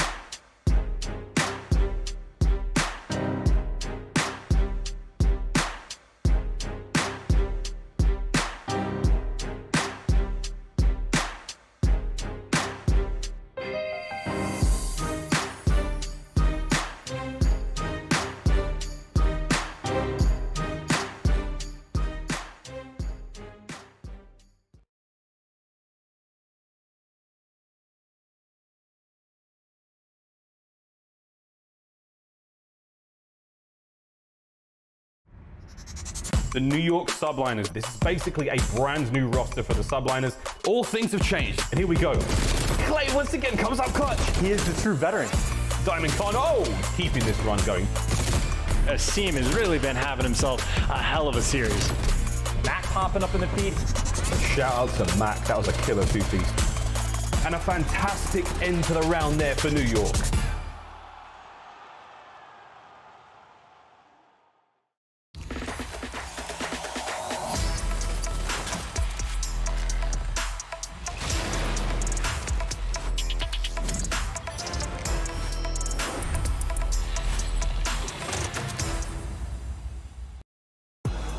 Your Victory Spotlight presented by Game Fuel. I'm Lando standing by with Clayster of NYSL. Clay, I mean, what, man? Fast series, a good series to say the least. A much different look in comparison to just your emotions in terms of the post game. How did it feel getting that first win on the board? I felt good, man. You know, obviously it's a new team. I'm teaming with a couple players who are a little bit more inexperienced than what I'm used to. But, you know, to come out here and to answer back with a 3-0 after we got 0-3 against LA Thieves, it's good for us. It's good for our confidence, all that sort of stuff.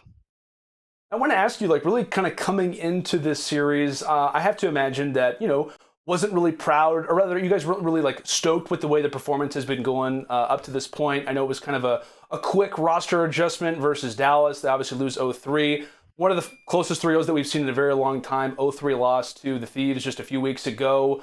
Any adjustments? Was there a lot of practice coming into this series to make sure that you guys got this win? Honestly, dude, and I'll speak true and honest here. I had a bit of a meltdown yesterday. We've been making a lot of mistakes in practice, like continual repetitive mistakes that we've been over and we're trying to fix. And I had a bit of a diva moment and basically had a full-on meltdown yesterday and was like, dude, like you guys have, you know, we got to prove it to ourselves that we're a good team. We got to prove it to everyone else that we're a good team, and you have to prove it like to each other that we're a good team. And I definitely flew off the handle a little bit and went a little bit over the line with them. But I want to shout out, you know, Diamondcon, Asim, Mack, for truly stepping into the moment and stepping up to the game, you know, and really performing super well and not letting me getting super angry and super upset affect our match day, which it very well could have. So I just want to give a quick shout out to those guys, you know, for dealing with my antics and for coming hard and going hard today and just making sure that we came out of here with a dub. Well, it definitely worked regardless of you know, the way that things have been going. Clearly, things are looking to be a little bit different in terms of the New York camp. Now, I was told to ask you something in regards to maybe a fine or something that may have gone down. This is myself tweeting saying we'll pay his fine. So tell me a little bit about this more. Yeah, so we were all sitting here in the pre-match, and I had complained last time about showing my cam when I was super upset with my team and going hard because the CDL requires us to leave our cams on and stay here instead of doing the flip up or unplugging the cam and stuff. And so I was pretty upset with them airing my after-match comms the first time when there was no comms, and then we're sitting here watching, and I saw that they released the comms with it too, and so it was basically just kind of a nice, you know, screw you before the match. I don't appreciate that. I'm going to be having a talk with the league. You know, if they're going to make us sit here and stuff like that, I think it's a little unprofessional to use the comms in the video from that, especially right before we play our match. I got you, man. I got you. Well, at the very least, it's passion at the end of the day. Obviously, a drive to want to get better. But Clay, we greatly appreciate you for joining us. Again, congrats on the win. Any comments to the fans out there for New York? Hey, man, we're trying to win out here for you guys. We're trying to do our best. I appreciate everybody that's sticking by us and rooting for us and stuff like that. I really just hope that we continue to make you guys proud, and, you know, I hope to cause some upsets. You know, everyone's like, oh, they're bottom of the 12 teams, and it's like, well, I just hope everyone keeps thinking of us like that because, you know, we're all out for vengeance, man. Like, we're all on a revenge tour right now. All three of my teammates, this is like their prove-it year. For me, this is my prove-it year. You know, I'm going as hard as I've ever gone. You know, I'm still competing. I'm trying to win for you guys, trying to win for each other. So hope we make you guys proud, and I hope you keep supporting us no matter what happens. Absolutely, my friend. Well, that was your Victory Spotlight presented by Game Fuel. Clay, thanks so much for joining me. Thanks for having me, bud. See you later. All right, next up, Seattle Surge taking on the Minnesota Røkkr. The week only continues. We've got a ton of more matches to come. The final match of day 2 here of our CDL Super Week is right around the corner. We'll be back right after this.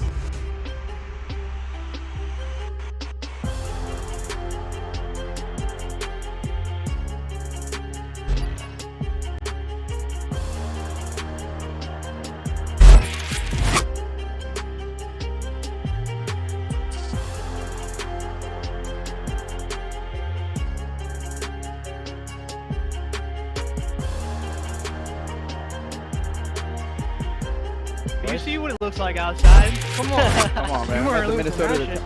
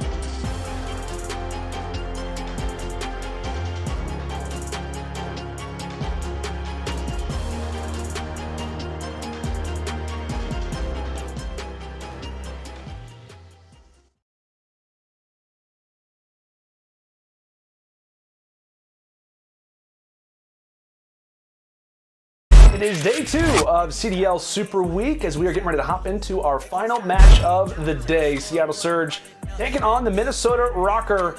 We are still here in our headquarters, our virtual studio. Things are looking up. Some close, not so close games, but you know we've had some interesting stuff to say the least so far up to this point, Study. But of course we've got a great match on our hands coming up next.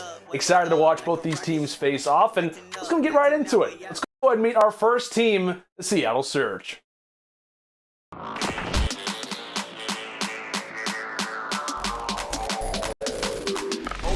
Finds the first. Assault's in trouble. Prestinni looking dangerous. Such aggression right now. Octane is just ripping the entirety of the Guerrillas. Wow. They line up in front of him. Loony, the angle. What is that? He got the kill. Are you kidding me? Now Seattle's inside. 249, 249. Seattle won. That is your Seattle Surge, hot off a nice victory versus London just about a week or so ago. Obviously a different look team. Octane surrounded by some familiar faces, of course, around the CDL, but really just in general, Study. To talk about this team, for me, it's those two guys on the left primarily who are going to be, at least on paper, the guys to look out for. You got the human turret. Now you got 240 Hz Gunless. Oh man, with those two ARs on your team, all the opposite teams are going to be scared. That backfield of just those two players is insane. Octane on one end, Gunless on the other. And let's not forget Loony. He's one of the most smartest players in the entire history of Call of Duty. I'm excited to see all three of these players back together again. It's going to be fun to watch Seattle. It's also going to be fun to see, obviously, the roster they're facing off against, a group of veterans as well. Let's go ahead and meet our Minnesota Røkkr.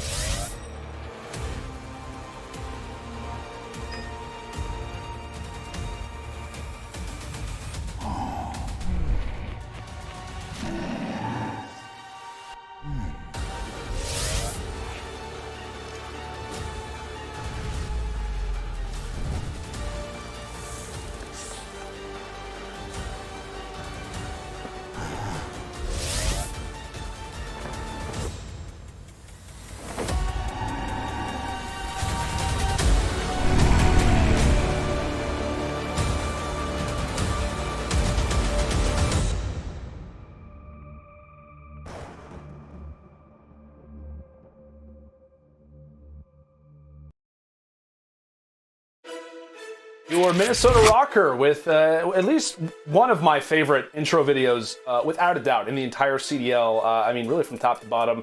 A great roster, a solid group of guys. Really, we talk about this team, a totally different look for the Røkkr coming into this new season. Obviously, bring in accuracy and attach from the Subliners. You've got MajorManiak and Priestahh coming in from Atlanta FaZe.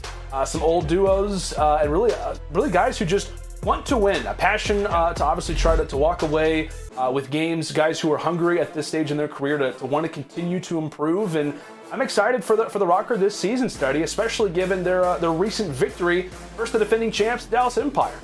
Yeah, I'm excited for the Røkkr too, man. From top to bottom, this roster is completely stacked. We're talking about players individually skilled. We're talking about Priestahh, talking about attach. Even MajorManiak, the guy's just an absolute beast. And you team him up with the Iceman and himself in accuracy. The only thing about this roster is their hardpoint, man. When are they going to win a hardpoint? Is it going to be this series? They're currently 0-6 since the kickoff classic. So now they're going up against a team in the Seattle Surge. We know how good they are in S&D. But for them to walk away with this series, I need them to steal a hardpoint. Yeah, I mean, really, both teams not great when we talk about, obviously, this particular mode of hardpoint. Both 1-10 combined, by the way. Wow. Including kickoff. So, hey, now's our chance to improve upon the record. Checkmate hardpoint is where we will check in for our first map. What hopefully is a very long series. It's been constant 3-0s today, and I'm hoping that we actually will have a very good series on our hands. I think that we have the opportunity to, my friend. Yeah, we definitely do, man, and that's exactly how this game's gonna start. Loony able to turn and burn onto attach right there. 3 go down for the Minnesota Røkkr. So far, this is a good start for Seattle Surge. They have spawns going into that P2, and they're also picking up all this time for P1. But they just lost the spawns, as I say. I was getting ready to say, it looked like a great position, just like that. Minnesota, they were happy to grab some as well. A lot of focus going to be on a few different players for Minnesota really throughout the entirety of this game. Priestahh, at least in my opinion, one of the guys to look out for. I know last year on Atlanta, didn't really have the opportunity to shine when we talk about that star-studded lineup.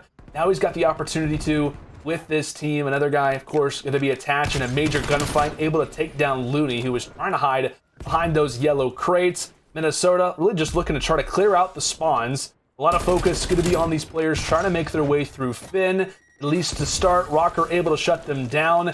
Seattle looked as if for a moment they were starting to train through that A street. However, it's going to be a no-go. A lot of free time for Minnesota at least to start. Prestinni with that Krig really through mid-map, just trying to find a pick, but Røkkr not giving anything away. Yeah, Røkkr playing this beautifully, man. You see that number player who just dropped, which is MajorManiak. He's posted up on that left wing, forcing all the players from the Seattle Surge to spawn back towards that back P4 area. And now it's looking like Minnesota are basically going to try to get a full 60 on this P2 hardpoint. And that's exactly what they're going to do, man. Good bounce back, especially the way that they gave up 27 points on that first hill. It's not exactly what you want to do, but securing a full 60 on that P2 is a great bounce back if you're the Minnesota Røkkr. It is indeed a good moment for them. It was a temporary, I want to say 10 streak for Minnesota off of that yellow crates hole where they grab basically every single second. We talk about P3, I mean, this is going to be a hill where it's just spotty time back and forth. It's really kind of about the future spawns, for the most part, is really kind of what the primary focus is. Attached, finding himself on the 5 spree, really just kind of toward that A street, clearing things out, and maybe having that future spawn knowledge really in the back of his mind, but crossfire engagement. Seattle now hopping inside the hill. Attach. Big gunfight win onto Prestinni, but I believe it was player 8 Gunless who was able to wipe him away. Yeah, and it's looking like Seattle Surge are trying to get the remaining time on this hill. Eventually focus towards that rotation towards P4. But as I say that, a couple players are going to drop down towards that A street. MajorManiak trying to push through and flip the spawns out. He's going to drop. Loony eventually is going to go down. Now forces all the players from Seattle Surge to spawn back wood. So far, if you're Minnesota, this is a great start to this hard point. You're getting basically a lot of time on every single one of these hills. You hold a full 60 on that P2. You basically keep them off that P3 the entire time. Now you are set up for P4. Here comes Loony trying to come around the backside to take 2 down, but he's going to get dropped. MajorManiak with the turn and burn on the Octane. Great hold so far out of Minnesota Røkkr. If they can keep this up, it can get real scary for the Seattle Surge. Minnesota, they've been dominating over at A Street, and now they're doing it with the time. Let's go ahead and go to an Astro Gaming listening with Røkkr. Put in their stairs. Behind us. I'm watching our back. Their steps Loony. Yeah, they are. Their steps Loony. Their steps Loony. I'm holding great crazy. Do you know where he went? I'm yeah, top they're dead. One was wood, right? Okay, let's go over there. I'm holding left. I'm holding left. Look, I'm hitting top lane. I'm hitting top lane. Okay, try to get new deal. Try to get new. I can wrap towards new, yeah. Someone should help me left, I think. I'm wrapping. I have your tower. I can hold over you. Arnold dead. One's mid alley. They're nading me. Too old. Old Sam. There's 3 hitting old. 3 hitting old. No bullshit. 3 hitting left. I have tower. I have the cross. Okay, I got one. Well, I got one more. I have deep left. 2 deep left. 2 deep left, bro. I spawned here. 2 there. 2 on me. I'm wrapping. I got no wood. Back Almost back left. He went back left. One shot wing. Where'd he go? He's one shot. Good shit. Don't come get a trophy if you could. I'll come get He got me. Graffiti. There you go. Good job, Bill. I'm pushing up front, Bill. B-wing. I'll help you. Lower top. I got nade. Oh, you low right. Low right. Nice job. Try to get some. Okay, you go for top. You're sitting upstairs. Stay down from upstairs. Stay down from upstairs. Front right. Inwood. I don't know about you, Studdy, but really kind of throughout that entire sequence, obviously with Minnesota getting P5 spawns the way that they did, I heard a lot of praise really in the communication from the guys saying, hey, good job doing this, good job doing that. Really, when we talk about chemistry with this team, these guys are going to have it regarded as a very disciplined-like roster. They've yet to win a hard point, but boy, are they making this one look like the record should be flipped. Yeah, and I love the comms out of Minnesota Røkkr, man. You could just tell they were really emphasizing the important kills on the map. You heard accuracy, back left, rotating towards that P5. You heard Priestahh and MajorManiak realizing like that one needs to happen. That kill needs to go down for them to secure the spawns and eventually get a lot of hill time. And so far, they have been doing that the entire map so far. They get a full setup. They know exactly where all the players are coming from. You're going to see them on the second rotation of hard points now. 184 to 64 points. We were asking Minnesota Røkkr to give us a hard point win, but I was not expecting it to be this dominant. Player 8, almost going to try to do anything he can right now toward the back of the spawns. And if you're Seattle, you need to get this one straight up. It needs to be yours. Minnesota, at least to start off this next hill, are going to be able to gain the time and attach. He's going to spot Pierce out. Can he win the gunfight? He does. Prestinni's still going to be here. Attached, the awareness is still there. He and MajorManiak there with the crossfire. MajorManiak, by the way, on a 5 spree himself. Again, it has been all highlights up to this point. Player 7, Loony, is going to be here for what could be somewhat of a spoiler. Make sure to get rid of the trophies, so maybe a few of those nades can come over from the team. Also is able to do some work from the back. Again, not a whole lot of time yet for Seattle. They'll be able to hop inside of the hill, and a lot of it is kind of based off of that push from Loony. Now, I'm not sure if he spawned there or if that was a rotation. Regardless, if you're Seattle, you'll take it at this point in the game, Scump. Yeah, it was a beautiful rotation out of Loony. The time was going down. He saw all this gunfights from his teammates going down, decided to just play sneaky, work around that back yellow building, and eventually get the kill on the MajorManiak and flip the spawns to try to get some time. Focusing on the second rotation of hard points, 204 to 86. They're going to have to basically be playing flawless hardpoint from this point out, and I'm looking at Prestinni, man. We were talking about the sub-duos on both sides, but Prestinni currently 9 and 21. Not really stepping up to the plate when he needs to the most. Actually, the entire Seattle Surge, man, the only one positive is going to be Octane. So just in the slaying department, they're not keeping up, but it's all just because the Minnesota Røkkr are just completely dominating on rotation. Whenever they have the setup for the new hill, they've just been setting it up, emphasizing the kills that they need to really focus on. And it's just been a great hold so far to Minnesota Røkkr. You're going to see Seattle Surge trying to fight back in this one. 3 are going to go down. 30 seconds remaining on this P3 hard point. They need to get a good chunk of time and eventually set up for P4 if they want to fight back in this one. Yeah, I know what Prestinni, as you called out, right now, a great performance by any means to start off this HP. Saw him with the XM4, saw him with the Krig to start off this game. Definitely kind of transferring to a few different weapons, but we talk about this particular hill. This is where the game kind of started to snowball in favor of the Røkkr. It was kind of really through this spawn transfer throughout P3. They were able to flip the spawns and really lock down time in A Street. Also lock down time at P5 as well. Seattle hoping to improve on a few things, at least to start off A Street. They will be able to hold the time. Currently, grabbing some seconds is going to be Octane. Here come the streaks. The artillery from Attach is at least going to be able to keep them out of the hill for a time. Instantly gridded with a few nades is Octane, but Human Turret was still holding on. MajorManiak able to drop him. Prestinni from the back, actually going to be going on a 6 spree. Just as I say that, accuracy is going to be there for the trade. If you're Seattle, you are getting a little bit more time. Prestinni's starting to play a little bit better. You're happy with that, but again, they've got a lot more work to do in order to make this game a close one. Yeah, Seattle so far on this P4 hill, they have been holding this perfectly. You're going to see that number 7 player just trying to play this corner, be sneaky, but Minnesota Røkkr are breaking right through the middle, able to pick up some time. MajorManiak with 3 to the young man. He's trying to find the 4th. He's going to slide around the corner. Unfortunately, he's not going to be able to take down Prestinni. But best case scenario done. He gets 3 right there. Minnesota Røkkr keep the spawns going into that P5. They're going to have Lamar, which is accuracy, set up all the way in the top tower. He's going to get gunned down by Gunless. But only needing 20 seconds left to close out this hill. Seattle Surge need to try to break this, need to try to pinch it, pick up every single kill to stay alive in this game. Got a good opening sequence going, at least up to this point. Player 5 and Octane actually has to hop inside of the hill. Can't win it on MajorManiak, but Prestinni, he can play spoilers, has a few teammates from the front. He's the one at the back, but they know he's here. They know that Prestinni's here. It's going to be up to Attach to walk away with the fight. Tosses out the nade, trying to get him out of the HP, or at least toward the spawn. Make sure the HP can be clear, but Prestinni, he has to hop in soon. Why? There's only 5 seconds left in the game. He hops out. Accuracy is going to take him down. A few more seconds left, and this game belongs to the Minnesota Røkkr. Dominant really from beginning to end. They held P4, P5 a majority of the time, but P5 specifically was theirs every single time. MajorManiak, really one of the many best plays for Minnesota throughout this one. One of the many sequences that you could point to and say, Seattle, they should have had it. Yeah. Seattle, they definitely could have came out the gates a little bit hotter. Minnesota, you saw them flip for that P2 immediately as soon as P1 started. As soon as the map started, they were just playing for the spawns. And you could just tell that entire map, even when we went for the Astro Gaming listening, the comms were all there. They knew exactly what they needed to do. They woke up today and said, oh, we're sick and tired of losing Hardpoint. Today's going to be different. And so far on this map number 1, it definitely showed it. And this can be really scary if you're the Seattle Surge, because we know how good Røkkr is in that map 2 game mode in Search and Destroy. They need to be able to bounce back in that map 2. Yeah, man, that's a great call, right? I mean, up to this point, Minnesota 0-6 in Hardpoint. It looked like, again, it should have been 6-0.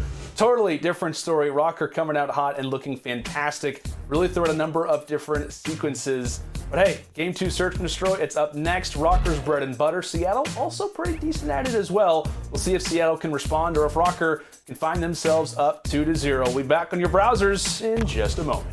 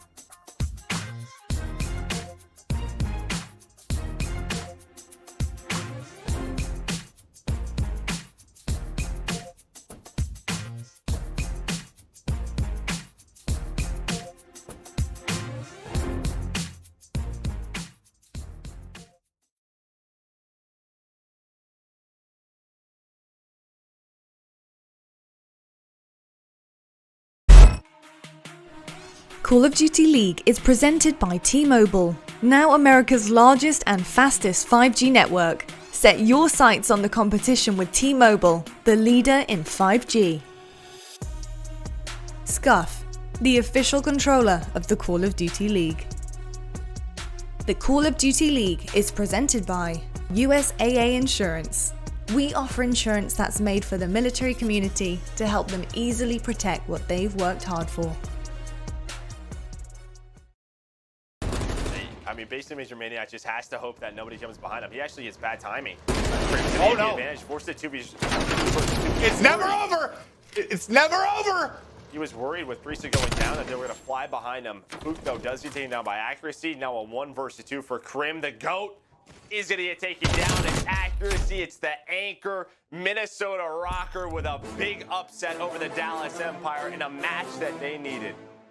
Nice. Let's go, boys. Come Come on. on. Just Go. you gotta win a damn respawn. Come on. I didn't realize that guy gets jumped out from green right there. All that I gave it up for a second. That's my bad. Nah, you're good. I like stop watching.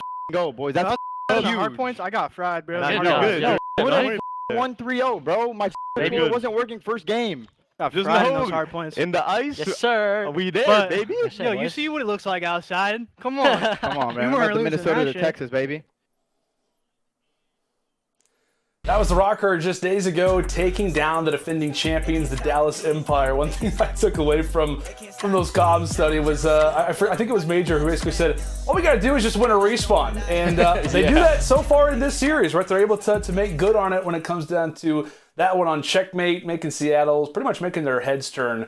Really, when we talk about the way that they performed throughout this match, looking good, at least to start off this game.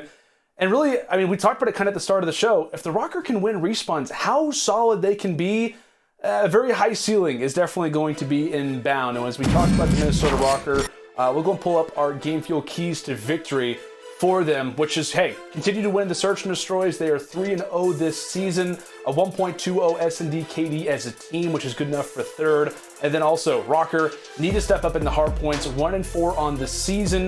No Røkkr player is above a 0.97 KD in the hard points. And hey, again, we talked about it. They've got the hard part out of the way.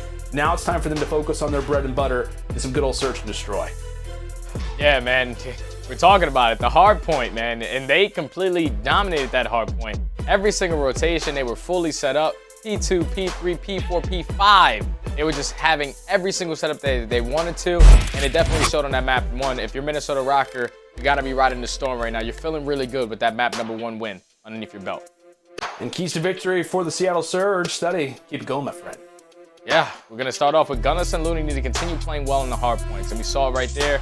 Gunless was not the only player that didn't play well. We saw Prestinni as well. There were only at least 1 player positive, and I'm pretty sure it was Octane. So obviously, that key to victory wasn't in there. But Gunless, 1.54 in hardpoint wins compared to a 0.7 in losses. Same thing with Loony, 1.2 compared to a 0.7.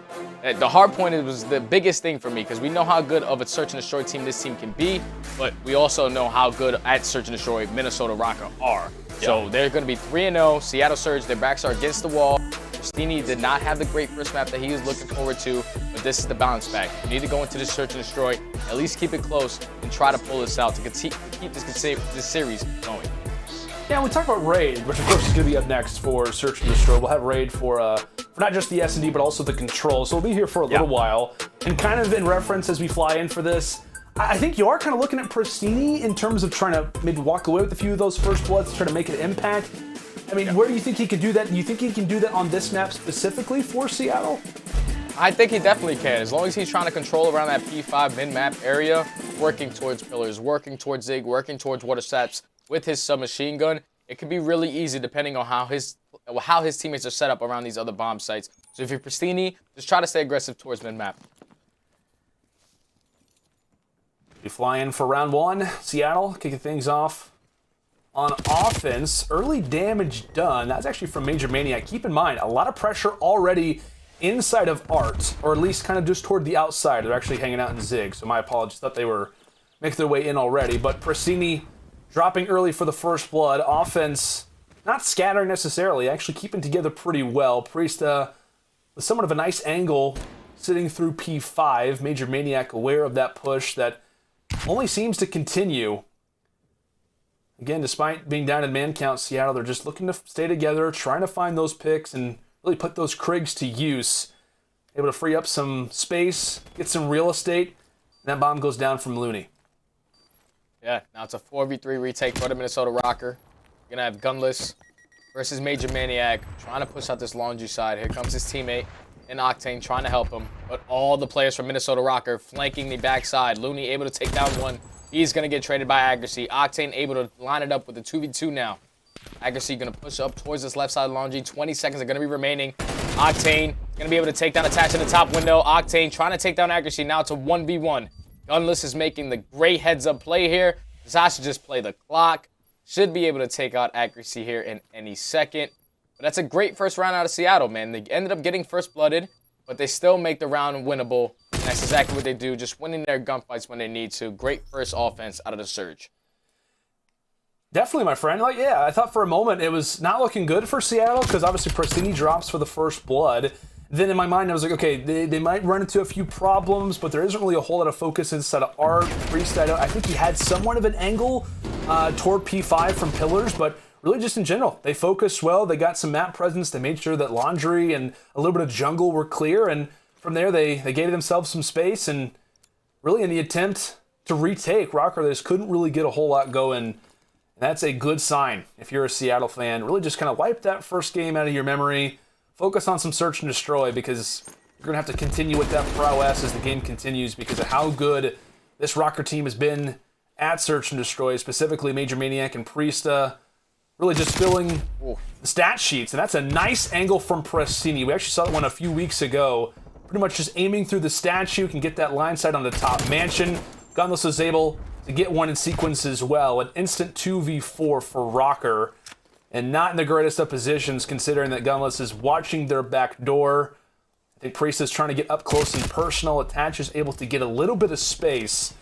Now, last man alive, Dylan Attach. But a lot of search and destroy tournaments, a lot of search and destroy rounds clocked in, but a little bit too difficult when you got 3 players knowing exactly where your position is.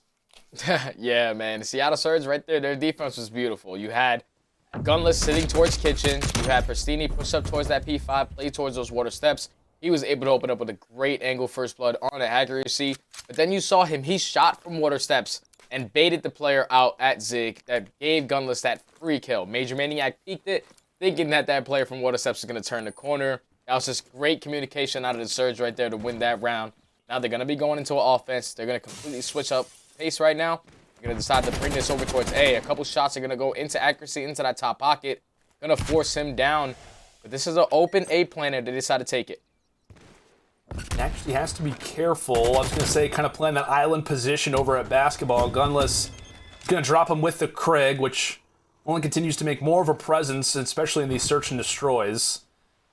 MajorManiak tries to go for a quick peek, and Gunless is going to be able to get the bomb down for Seattle. Can he make it 2? Thankfully, that trophy is going to help him out, but really somewhat of a collapse starting to be made. If you look at player 4 and Priestahh, it definitely caused some issues. Able to find the first one, that being Loony. 3 versus 2 for Seattle. Time somewhat on their side, but the nice pick from afar. MajorManiak able to do it, and now it all falls to the human turret.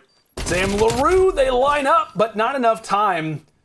Not enough time for Sam, really, or rather for Octane to be able to hold on to. As that is going to be Røkkr able to put in the defuse, and they'll put up their first.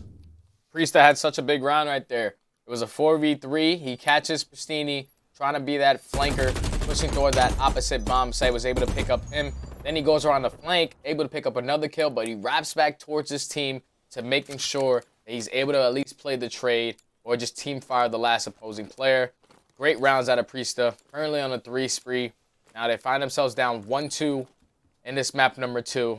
Do they decide to play the same exact offense that they played, or do they switch it up? And it's looking like they're just going to commit towards this B push once again. Yeah, B push again for Røkkr. Prestinni, Priestahh has the opportunity to meet for a moment, but it's actually going to be Prestinni who takes down Attach from the flank. A great start yet again for Seattle. And somewhat of a spread for the ARs. Accuracy drops. Now it's all going to be on a MajorManiak in a 1 versus 4. And you just see the mini-map, the arrows starting to converge over at that white van. Seattle, they grab another. Yeah, I did not like that round out of Minnesota Røkkr right there. They had 2 players at that A bomb site. They had 1 player playing mid and 1 player at that B bomb site.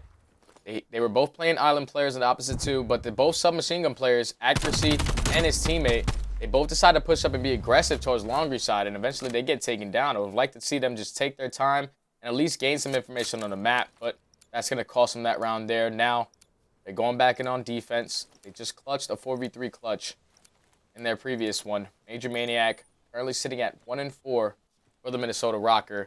Do they decide to play aggressive towards Ring? Try to eliminate this B bomb site, and I think that's exactly what they're going to do, but all the callouts from Accuracy are going to come in. He should be able to pick up a couple. Able to open up with the first blood on the Gunless. Has the information that there is a player on bomb, but he's doing exactly what he needs to, man. Just stay alive. Slow enough time for your teammates to try to get back to you. And Loony actually decided to take a dip. Tries to go for the quick challenge on Accuracy, who pretty much just tries to buy his teammates some time overall. And based off of that, they've now got somewhat of a presence over here. Seattle starting to feel the pressure of being trapped as MajorManiak commits for the pinch. And now Prestinni left in a 1 versus 4 himself. Really, when both teams have started off well, they just continue, right? And they continue to play off of the numbers. We've seen Seattle do that on a number of different occasions, but okay. Prestinni able to drop 2. Currently riding a 4 streak. Still, the task is not done. Attach and Priestahh still to walk through. Again, that bomb drops earlier from Loony. And it's going to be right over at that A bomb site. He's going to know exactly that it's there. Attach goes for the rechow, and he is going to win it. A solid attempt coming through from Prestinni, but it's a no-go. Definitely deserving of the best play because this was a great sequence and really a perfect call. You said, hey, he's got to be influential kind of toward this P5 side. Obviously is somewhat influential in regards to the round because it's never going to be easy, of course, in a 1v4, but Prestinni firing like that is always a good sign for Seattle.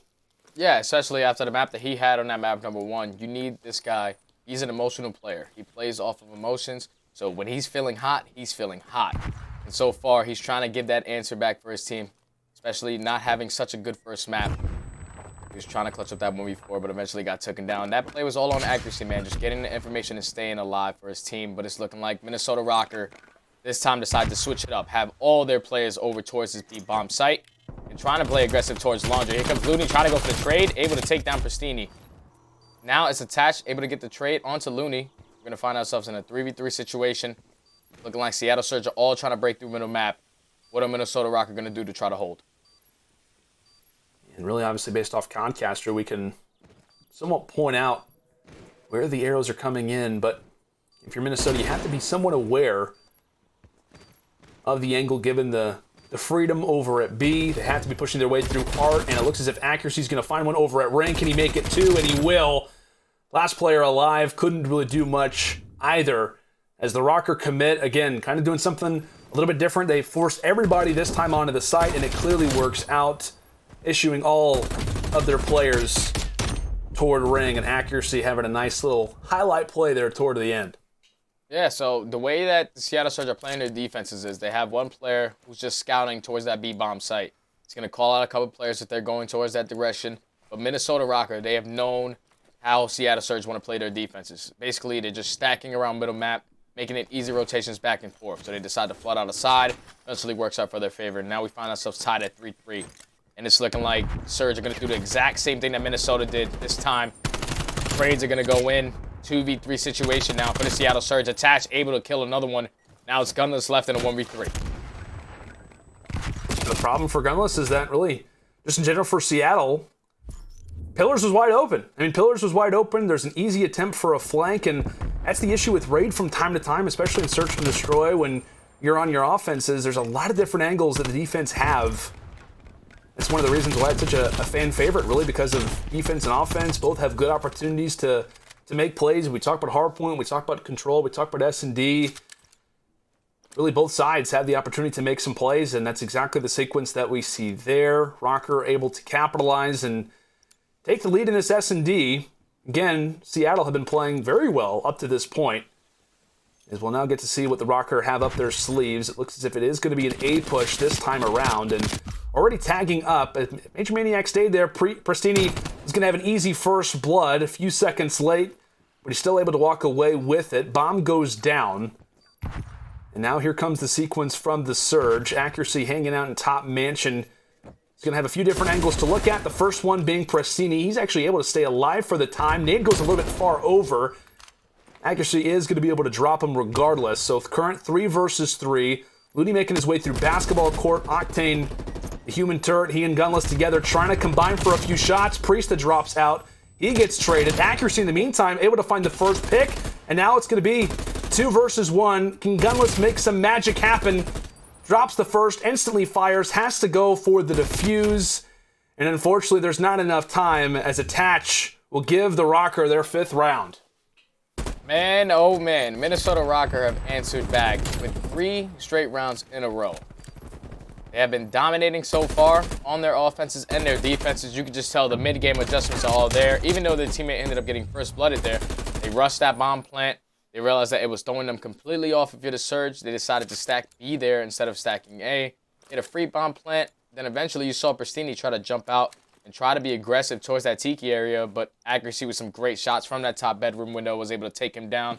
And eventually all just comes down to the clock. Just staying alive, stalling enough time for your teammates to eventually just get some eyesight on bomb. Now they found themselves 1 round away from closing out this map number 2 and being up 2-0 in the series. Gonna have Priestahh sitting around this laundry area, just taking his time. And I love the patience out of Surge this time. They decided not to be so aggressive, making sure they're watching pillars this time. So it's going to be a nice slow push from the Surge here. Gunless is cautious of the flank. That is attached to, I believe right now is on a 5 streak. We usually don't talk about streaks in Search and Destroy, but Attached playing very well. Primary reason for why we've seen Minnesota win 3 straight. Prestinni trying to find an angle, just gets tagged up, brought down to 30 HP, and that passive play is going to lead to a rotation. Again, Attached has been here the entire time. But in the meantime, a lot of fights going down, not just on Gunless, but in the overall scheme of things, it is going to be Seattle with man count advantage. Prestinni able to take down Priestahh from behind. Still having some problems with the Priestahh thing. It's just, you know, you never thought you'd run into a problem like that, but similar names. Regardless, Seattle they're able to stay up, they're able to stay alive, and again, Priestahh able to find the kill here. Study. Yeah. Now it's 5-4. We're going into round number 10. Seattle Surge. So far, their defenses have been all around middle map. They're just trying to control middle map so they can rotate to either Minnesota Røkkr. They've been changing pace the entire game. It's looking like they're going to commit towards a B rush once again. This time, you're going to change it up this time. You're going to have Gunless sitting at middle and Prestinni being the only player at that B-bomb site. Minnesota Røkkr trying to use all their tacticals to try to work out towards back laundry. They're able to spot Gunless, but Loony's going to be able to take down Priestahh off bomb. Gunless is going to get traded. I don't really like that challenge out of Gunless there. Bomb carrier is going to be down, so it just gives you more time to work with. Octane with the bait kill onto MajorManiak, able to take him down. Now it's a 2v3 situation for Minnesota. 2v3, longtime teammates, accuracy and attached together, but Prestinni smells blood in the water. Accuracy's able to drop him, so now a 2 versus 2. And how about this 2 versus 2? Longtime teammates for Røkkr, longtime teammates for Seattle. Octane and Loony, a lot of history here as ARVAR. Octane's able to win it. Attach, just able to get out of dodge. And a huge round if Seattle can grab it. Some early shots from Attach. Able to stay alive after taking down Loony 1v1. And Octane's prepared for it. And Octane will win it.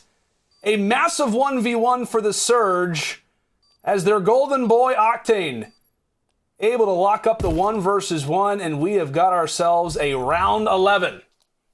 Round 11. I cannot wait to see how this round's going to break down for us. I thought Attach was going to have this once he was able to pick up that kill onto Loony. Some great shots onto the human turret. Mr. Octane able to walk away with that huge 1v1 to keep his team alive in this map number 2. It's looking like Røkkr are going to be on offense. How are they going to decide to play this? Are Seattle going to stick to what they've been doing, which is stacking middle map, and it's looking like that's exactly what's going to do. Prestinni is going to take control of P5 and work towards these water steps again. And he's unfortunately going to get taken down by Priestahh. Now it's a 3v4 situation. Gunless is able to trade, though. Gunless is able to trade. Prestinni out for the rest of the game. And really, so is Priestahh. Attach trying to go for the plant. Isn't going to be spotted for now. Loony wants to try to peek out, but just based off of the positioning for Røkkr, not a whole lot of freedom to be able to do so. We'll start to see a few arrows start to make their way forward. You've got player 8 hanging out as accuracy finds Loony. Quick trade as MajorManiak shuts down one as well. Now it's all going to be on to Octane, able to drop one up close and can't find accuracy from afar. It looked like the 2-piece may have been there, but Røkkr, they keep that search and destroy record, that search and destroy streak alive as its accuracy and attach keeping things afloat. The Iceman able to take down the human turret for that final kill. I was going to say, for a moment, I thought that Attach was also going to be dropped, or rather Attach and actually both were going to be taken down, but they're able to stay up. Røkkr now find themselves up 2-0 and Study. I don't want to think about a 3-0 again, but just based off of that, you got to imagine that was one that Surge, I feel like they had to have. Yeah, they needed that map number 2 right there. That it went down to a 5-5. They opened it up with First Blood, but then eventually it all just crumbles from there. You saw that bomb plant go down. Attach was able to get out with his life. MajorManiak holding that late pinch was such a huge kill on the Gunless, but you could just tell Minnesota Røkkr, they were ready for that moment, ready for the 5-5. They knew exactly what they wanted to do. Caught the Seattle Surge completely off guard, just working towards that right side A bomb. Unfortunately, like I said, they did go man down right off the rip, but able to clutch out towards the end. Now, if you're the Seattle Surge down 0-2, feeling like that map could have definitely went in your favor. I know the vibes probably aren't going to be there, but you need to bring it back. You're down currently 0-2 in this series. You're going into a control, which is probably not one of your best game modes. Just need an answer. You need a spark to bring this back. Hopefully, we don't get another 3-0 on the day, because that'll be 3-3-0. That'll be 3 series done, just like that. Can't even believe it. Oh my gosh, I don't want that to happen, my friend. Well, I mean, for London, it was the same thing, right? Who's going to be able to provide the spark? Unfortunately for them, not able to find it. Obviously for Seattle, they have the opportunity to do so. You're looking at a few different guys potentially to maybe do that, but let's go and reflect back to the search and destroy. Obviously, we're talking about our U.S. Army tactical play. in regards to what was a very good one, really all the way throughout Raid. Again, U.S. Army tactical play, this one in round number 6. Really a number of different interesting sequences over here at B. Accuracy trying to play big, but it was really this rotation late from Seattle. Study, an interesting sequence to say the least. Yeah, man, you saw Minnesota Røkkr. They worked towards this aggressive B-bomb plan right off the rip, taking control of Laundry. But it all came down to accuracy, simply laying down in the ring with an assault rifle. When you're an assault rifle player, that's not where you're expected to be. If you're Octane, I know you're looking for accuracy. Unfortunately, he was laying down there. Eventually turns it out to be a 2-piece. Great plays out of Minnesota Røkkr. They just had Surge on their toes basically every single round. They thought that they had him red. Unfortunately, Minnesota Røkkr just have too many strats to search and destroy, and it definitely showed. Yeah, man, Røkkr looking good. Seattle definitely had a few highlights from time to time, but will we see another 3-0, or will the Surge be able to give us a game number 4 for some good old hard point? We'll have to find out. Seattle, Surge, Minnesota Røkkr continues right after we come back.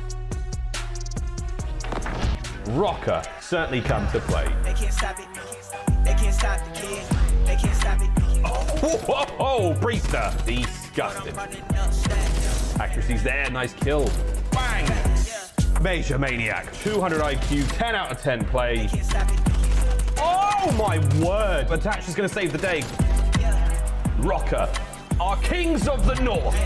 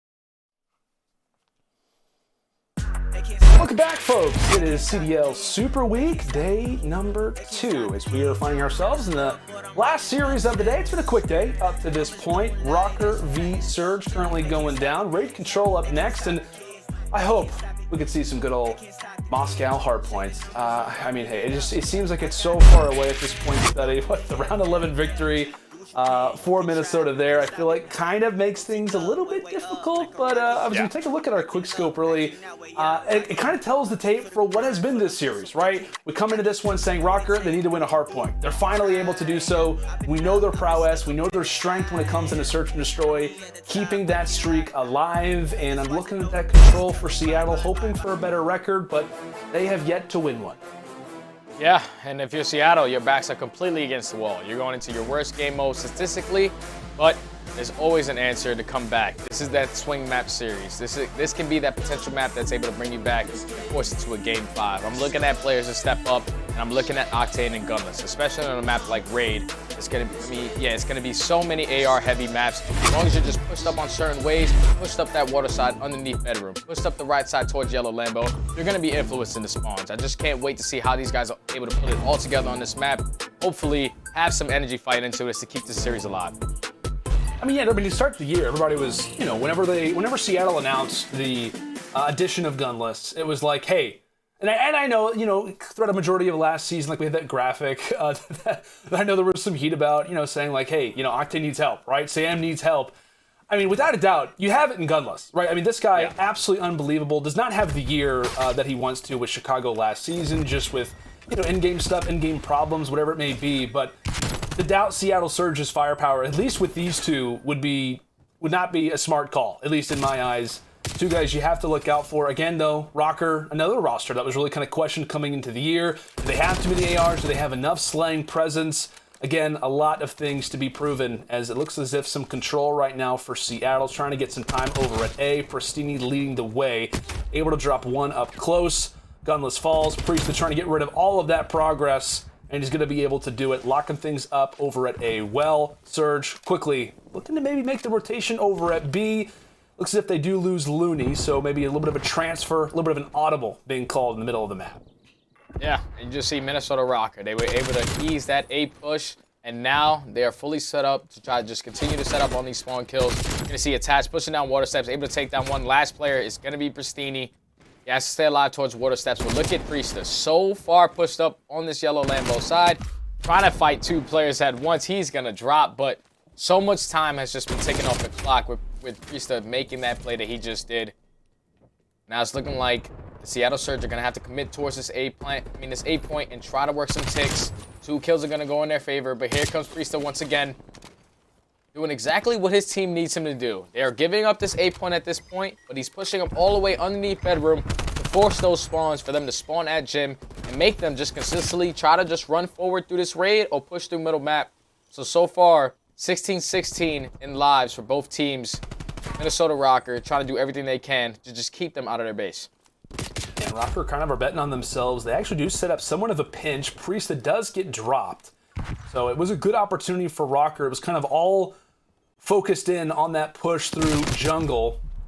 Seattle able to regroup. They've got 4 strong. And they are going to be looking at someone like Prestinni to try to quickly go in here for the pick. Trying to get an angle, but MajorManiak happens to be at their flank, hanging out in top mansion, and now's the opportunity for Priestahh to go big. He does end up getting taken down, but still, 27 seconds left. MajorManiak not getting dropped. Finally, he does. And really, if you are the Surge, you can get maybe 3, if not 4 down. It can be bad for the Røkkr, but they are not going down without a fight.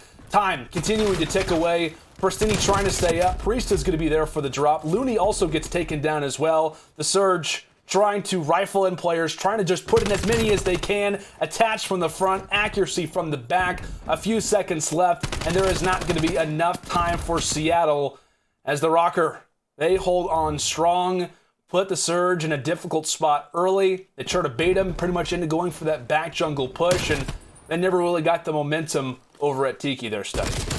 Yeah, and I love the way that the Røkkr just played that. They completely are just giving up the point and realizing this is what we got to do to win this round. They send MajorManiak towards bedroom.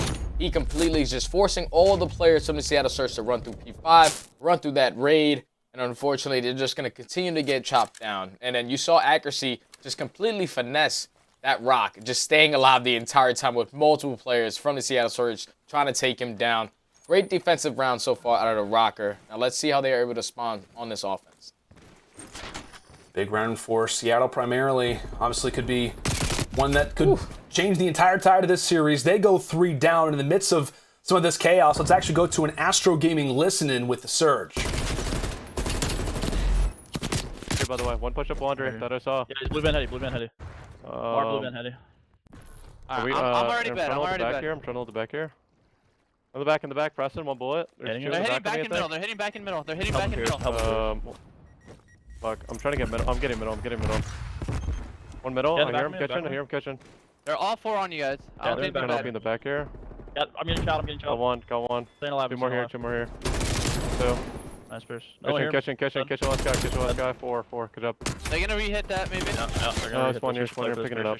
He can be close on you. I'm watching only back Going door. top I hear him. Nothing here. One here, just some white van. 2 white van. Go one, another one white van. White van, last guy, he's been. Yo, Preston, I can't hear you on the team. 4. We're dead. Oh, fuck, my bad. Here, we have front bed. One charge on me. Yeah, driveway. I'm hitting a reinforced bed. Yeah, I'm getting back to bed. They're hitting me on art. Yeah, they're hitting me on art. I'm looking over you. I have your cross yeah, right now. Attachments Let's go have your cross. Not crossing. I'm looking your outer, Preston. I'm on you. Are they middle peeking? Still have your cross. Yeah. Crossing.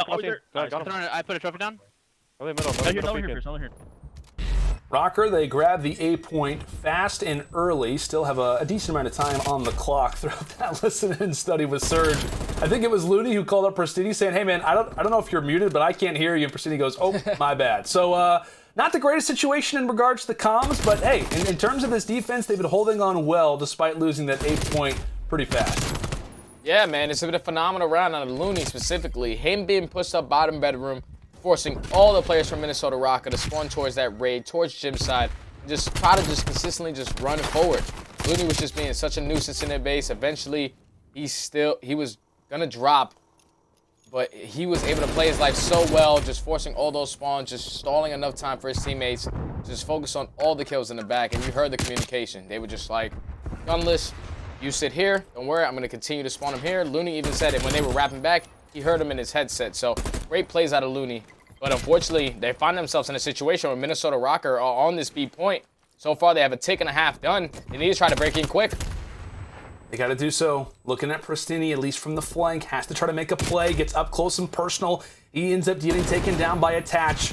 Gunless trying to make somewhat of a push through money. As Seattle look to try to hold on. That's at least one tick through. Second one is Attach, able to drop what's now 3 in a row. Player 6, Prestinni, still is here, but the last, possibly the saving grace for Seattle, and that is going to be it. Oh my goodness, Minnesota Røkkr are able to lock this one up. I tell you what, for a moment, it looked like Seattle had something going. It looked like it could have been their time, but I mean, what, really kind of toward the comms, I was giving a lot of props, and, you know, despite Prestinni's might being muted, Seattle, at least for the time, looked like they were in a good position.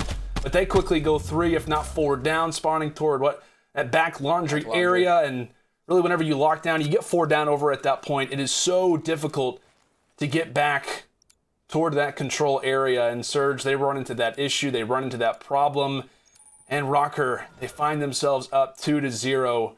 A huge loss for the Surge, as they have got more than enough work to do coming into this next control round. Yeah, if you're the Seattle Surge, that last round is going to be eating you. And it's definitely showing right off the rip. 3 are going to go down, 4 go down for the Seattle Surge, and you already see that number 2 player in Attach, cutting off the players, trying to rotate towards that B point. You heard one run right by him, but he's just setting up for these other players. Able to take down 1. There's 2 players around him still. Trying to finesse, unfortunately, he's going to drop. Now, this is the opening for the Seattle Surge to push up towards B, but here goes the second line of defense, and Mr. Priestahh at the water steps. Accuracy also there to help him. Able to take down Octane. Time is ticking. Wow. Big win onto Loony right there, but 2 are going to drop for the Minnesota Røkkr. This could be the opening that the Seattle Surge need. Very well could be. We just saw Seattle kind of struggle when they started to go down 3 or 4 players. Now it looks as if the Røkkr are going to have to try and rebuild themselves. Able to drop Priestahh coming in from money window. Prestinni, farthest pushed up player. Can he take down Accuracy? At least for the time, Accuracy hanging out in basketball court. Surge, for now, made a little bit of progress. However, 30 seconds left, and if you're talking about ticks, they've got nothing to show for it. And MajorManiak. Here goes MajorManiak. The play for Major, causing some issues. Loony has to back out. Octane now is the sole man inside of the point. They do have a tick, but that is about it. 26 seconds, and Surge, they're going to go ahead and issue their forces elsewhere, going 3 strong now over at A. That's going to be the second tick. Actually going to try to cause some problems from Laundry. And really this only looks to continue, it seems, for the time. Attached, however, maybe an opportunity for the flank. Able to take down 1. That's going to be actually Prestinni who falls. He was trying to make the aggressive play due to him dropping that keeps Priestahh alive for the time. Chaos ensuing throughout the map as that A point is going to be captured from Seattle. A minute on the clock, and that's going to be 3 down now for Røkkr. Priestahh everybody is actually going to spawn up closely toward that back kitchen. So they're still going to be somewhat near Seattle. They need to keep this momentum alive, as that's going to be 1, possibly 2 from Loony. Runs out of ammo. Actually does get dropped, so that money window, a major power position, is going to stay open, and Attach wins the fight. Attach wins the fight. Player 8, Gunless, the last player alive inside of the point, trying to do everything himself, able to find 1. A few more seconds left, and this point is theirs. 50 seconds left, and the Surge are going to have to try this one again. Prestinni making some waves through mid-map. Røkkr, can they hold again? 40 seconds on the clock. Surge, now is their chance, possibly their final opportunity. They just need 1 push. 9-9 in lives remaining for both rosters. Octane able to open up with the first kill onto aCDy. Now aCDy's coming up so on. Prestinni with the second. This can be the opening they need. Are they going to be able to find MajorManiak on the point? Yes, they do. Priestahh was able to take down Loony, but it does not matter. Gunless and Octane are doing everything they can to try to secure this point. They only need 1 tick. And Seattle Surge are able to walk away with this offensive win. Oh, thank goodness. Thank goodness, buddy. I was worried we were going to see another 3-0 in control. We are at least given another round. But in all seriousness, really just, well played in the later stages. Attach, I thought that play in money window where he stays alive, that was going to be the one play that Seattle wishes they could have had back, that maybe kind of put the nail in the coffin. But Surge, they are able to rebound, riding the wave into this next round of control. And we'll see maybe what the strategy looks like really off the rip here for their defense. When we talk about Raid, a lot more offensive flexibility. The defense definitely is getting their workout in, and one of the fastest on the map is going to be Prestinni. He's coming into this next round really with a 4 streak. As a few begin to fall, that's Røkkr now in the back of their base. Gunless was aware of it. A 2-man push really coming over at B, trying to get some mid-map control, but Octane is there to beam Priestahh. So good plays from Surge early, as they need to keep really, again, these plays flowing right now. Yeah, so far, great defensive hold from the Seattle Surge. 2 players are going to drop as I say that, but with Gunless getting that kill, it should force all the players from Minnesota Røkkr to spawn closer towards that 8 point. So if you're the Seattle Surge, you're going to just basically give this up. You have lives advantage right now, currently up by 3. It's all about just pushing up towards that water side and just forcing them to spawn on the opposite side of the map. And you see that number 8 player, which is going to be Gunless, pushed up bottom bedroom, just taking his time. He knows that all the players from Minnesota Røkkr are going to try to work around the backside, force these players to spawn behind them at laundry instead of at basketball court.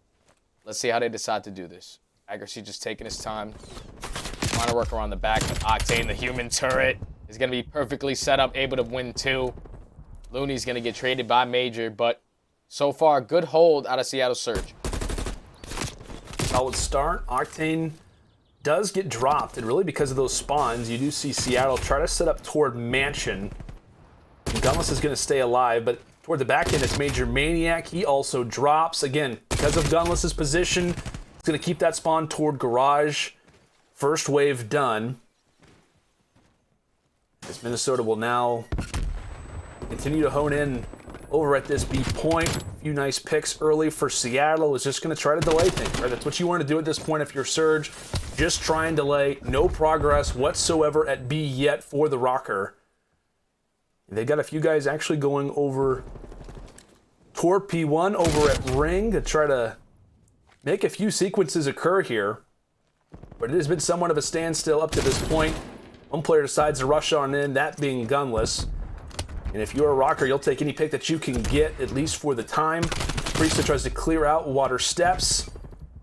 Now the time begins to tick. One player still alive. It's actually going to be Loony. He ends up getting dropped, though, and this is starting to get a little bit scary for the Surge. They cannot go down in these major sequences. Can they stay up? Octane takes down 2 from basketball. A nice play early from Surge. That's 3 down in the feed. Yeah. The Surge do a great hold right there. They had Octane and Prestinni both win their one-on-one gunfights at that B point. 15 seconds are remaining for the Røkkr to try to push on towards that B point. It's the 13-7 in lives. It's looking like this is going to go to a round number 5. Phenomenal defense out of the Seattle Surge. Definitely great plays out of Gunless, being pushed up all the way Water Street with that assault rifle. Just picking up kills left and right. But it was also on Octane, just holding the back. And Prestinni and Loony holding middle. Just great team clean pushes, great team setup for the Seattle Surge to force it to a round number 5. Yeah, I think for me, like, you know, at the start of the control, I mean, really constantly it was, hey, Minnesota are able to sneak through here. Minnesota are able to get a few pinches in play here and there. And I think when Seattle are able to clear the map away, they stop that kind of backside position push, and they just allow for, or rather Seattle is just able to kind of slow the game down. That's really where things started to kind of play into their hand, as they will force it to a round number 5. Minnesota, they win it. This one is done. A 3-0 to close out the day. But Surge, can they send us to our first Game 4 of the day? 2 3-0s in a row. We don't want to see that happen again. I simply just don't understand their defensive hold so far. They're just giving up this A point right off the rip. They only had one player try to save it. I thought Prestinni was going to flank through Zig and eventually flank Art, but he decided to flank Water Street and take that one player out that was at B. Now Minnesota Røkkr, they have full control of mid-map. And this can get real scary for the Surge. They need to be able to fight out of this quickly. 3 players are going to be in kitchen, pushing around the backside. You're going to have Loony set up, waiting for his teammates. But here comes Octane to set up that crossfire. Prestinni able to take down the second. Now they have Minnesota Røkkr exactly where they want them, besides Attach. Are they going to be able to find Attach in this money window? Or is he going to be able to make that play? It's looking like Prestinni's able to spot him. Loony's able to spot him, but he gets taken down there. So Attach is doing everything he can to just stay alive in kitchen, knowing that his teammates are basically spawn trapped with all those players from the Surge pushed up on water side. He needs to try to stay alive and make a play and keep control of his kitchen area. Attach hanging out on a few racks at that point. Priestahh, can he get the second? He does. A good sequence there for a moment as that point is wiped away. Attach, the last man alive, does get dropped from the end. So if you're looking at that mini-map, on the far side is where we see the spawns. And Røkkr, really with a minute 15 on the clock, are going to try to spread this one out.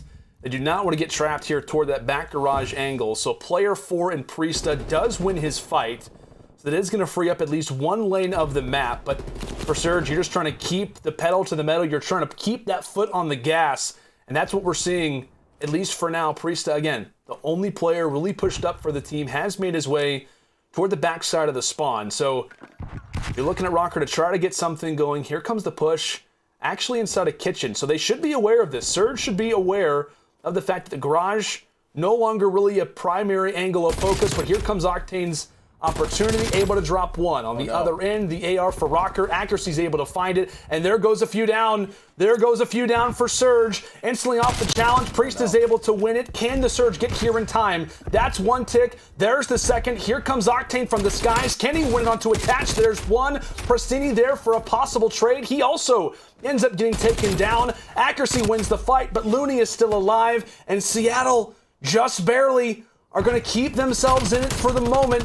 Lives starting to become somewhat of a problematic situation. 25 seconds left.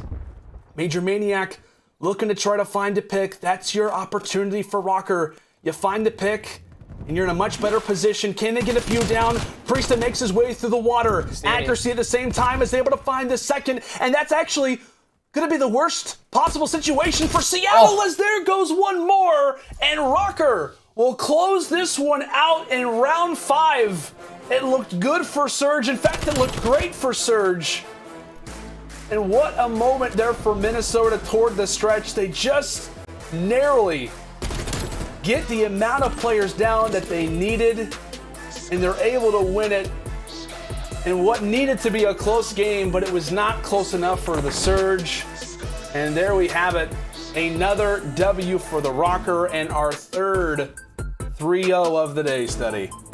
Oh my God, I could not believe the Surge just threw that away. They were perfectly set up. They had Gunless and Prestinni both set up at that bedroom area, just killing all the players trying to wrap back. Eventually, they dropped from the backside. It wasn't even Gunless and Prestinni dying in the front of bedroom. It was Octane and Loony dying towards kitchen, dying in the backside of that basketball court that gave Minnesota the opening that they needed. And unfortunately, if you're the Seattle Surge, this one is gonna sting, because you had basically every single defensive round just came down to a couple plays that just weren't in sync together. And if you're the Seattle Surge, man, I know this one, it hurts. This one definitely hurts, because those defensive rounds could have went your way. We could be going to a map 4, but Minnesota Røkkr, you have to be feeling great about them, man. Winning their very first hard point, winning the search and destroy in such a close fashion, and even clutching up towards the end of that control. great series overall. Yeah, 32 and 28 for both Attach and Priestahh. Obviously, we talk about those guys a lot when it comes down to a mode like Control, especially kind of in these close quarter situations. They obviously go big. And Study, I thought we were going to have a map 4. I mean, for a moment, I thought that we had it. I thought that we were going to finally have a game 4. Minnesota is there to spoil things. I mean, obviously, as you called it, a number of different situations to point out, number of different angles to kind of keep in mind as we'll go and take a look at our scuff play of the game in this Control. Really, it's going to come down to this final sequence in the final round, the plays that the Røkkr are able to make. And I'll be honest, I think I actually started to lose my mind for a moment. I actually started to actually lose some air in my lungs because of the way that this sequence was going down. Again, you called it so well, my friend. Just the plays that they were able to make from the Røkkr's perspective, getting that control, especially of that back end as you labeled it.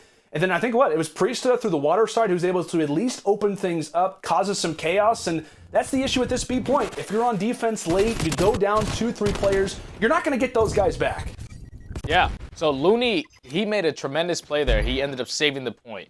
And then now it forces Minnesota Røkkr to try to just completely hit this with no hesitation because obviously they know it's the last round. They have to try to capture the point to win. Now, unfortunately, Octane was in money window. Prestinni decided to go for the super ultra mega flank. Don't really understand that one, but Gunless was sitting at water steps. Once Loony and Octane both dropped on that side of the map, it was just way too late for Gunless and Prestinni to work around the backside. Minnesota Røkkr, they just played that beautifully. They knew exactly what they needed to do. 3 go down, you put 3 on the point, start ticking these ticks off on that B point, and eventually they close it out with some great comms, some great calls from the entire team. It had to be some good call-outs because the way that they just played that was absolutely flawless in the remaining 30 seconds. So congratulations to them on a tremendous series and winning their very first hard point of the entire season. That's absolutely right, man. It didn't look like it. It didn't look like that was their first hard point win of the season, but they're able to do it, obviously improving that record to 2-1. Let's go and take a look at our road to the major. Still a lot of games to come, but we've already made a decent amount of progress to start things off. Legion, they're able to come away with their first victory. The Subliners come away with their first. And obviously continuing things over in Group Alpha. The Røkkr now improved to 2-1, now sitting in the second spot in regards to the standings. And obviously, if you're looking at this, you're a little bit worried. Hey, we still have a ton of games to come. I think if I'm correct, 15 more throughout the remaining days that we have. So there is still a lot of Call of Duty to be played. We're going to see a very, very decent amount of these teams start to kind of shift. But tell you what, man, Group Bravo, you got every single team outside of Atlanta FaZe with 1 victory. That one surely is it's going to come down to the wire. We talked about in-game rewards. You can earn them too, folks. Make sure to be tuned in, right? You can walk away with some awesome things. I think Miles has been talking about, hyping himself up, talked to all the nice little attachments and little, extra things that he has on his weapons. It's nice, right? And you get obviously the cash stack, weapon charm, double XP, a lot of awesome things. Make sure to be earning those rewards, folks, when you're watching CDL Super Week. There's a lot of Call of Duty to be played, and that means there's a lot of rewards to be earning as well. Oh boy. My goodness. A number of different great matchups today, but all of them ending in a 3-0. Study, I hope the curse is over by tomorrow at the very least, but still, had a good control at the very least, which makes me feel a little bit better to close out the day. I'm going to be standing by with MajorManiak for our post-game interview. Stay with us as we'll be back right after this.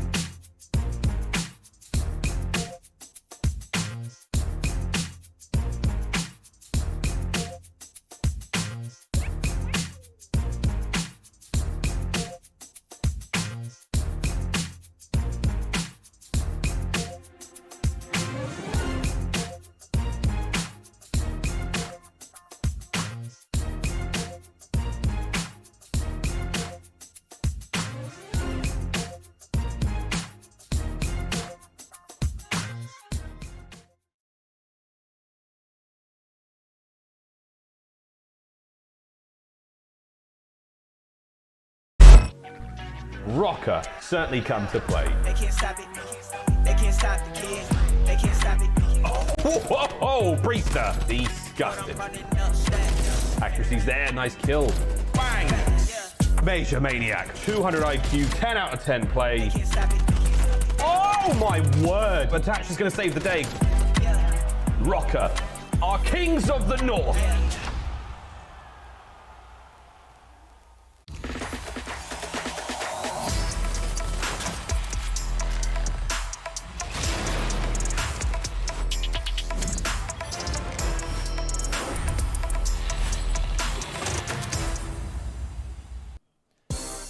It's your Victory Spotlight presented by Game Fuel. I'm Lando, and joining me is MajorManiak from the Minnesota Røkkr. Buddy, what, a great victory there, one of the 3 3-0s that we had today.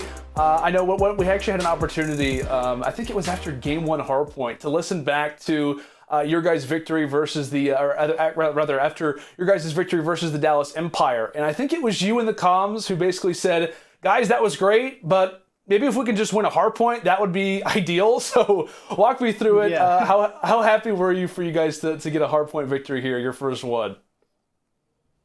Yeah, so going into that series, we're definitely super confident with how the vetoes went.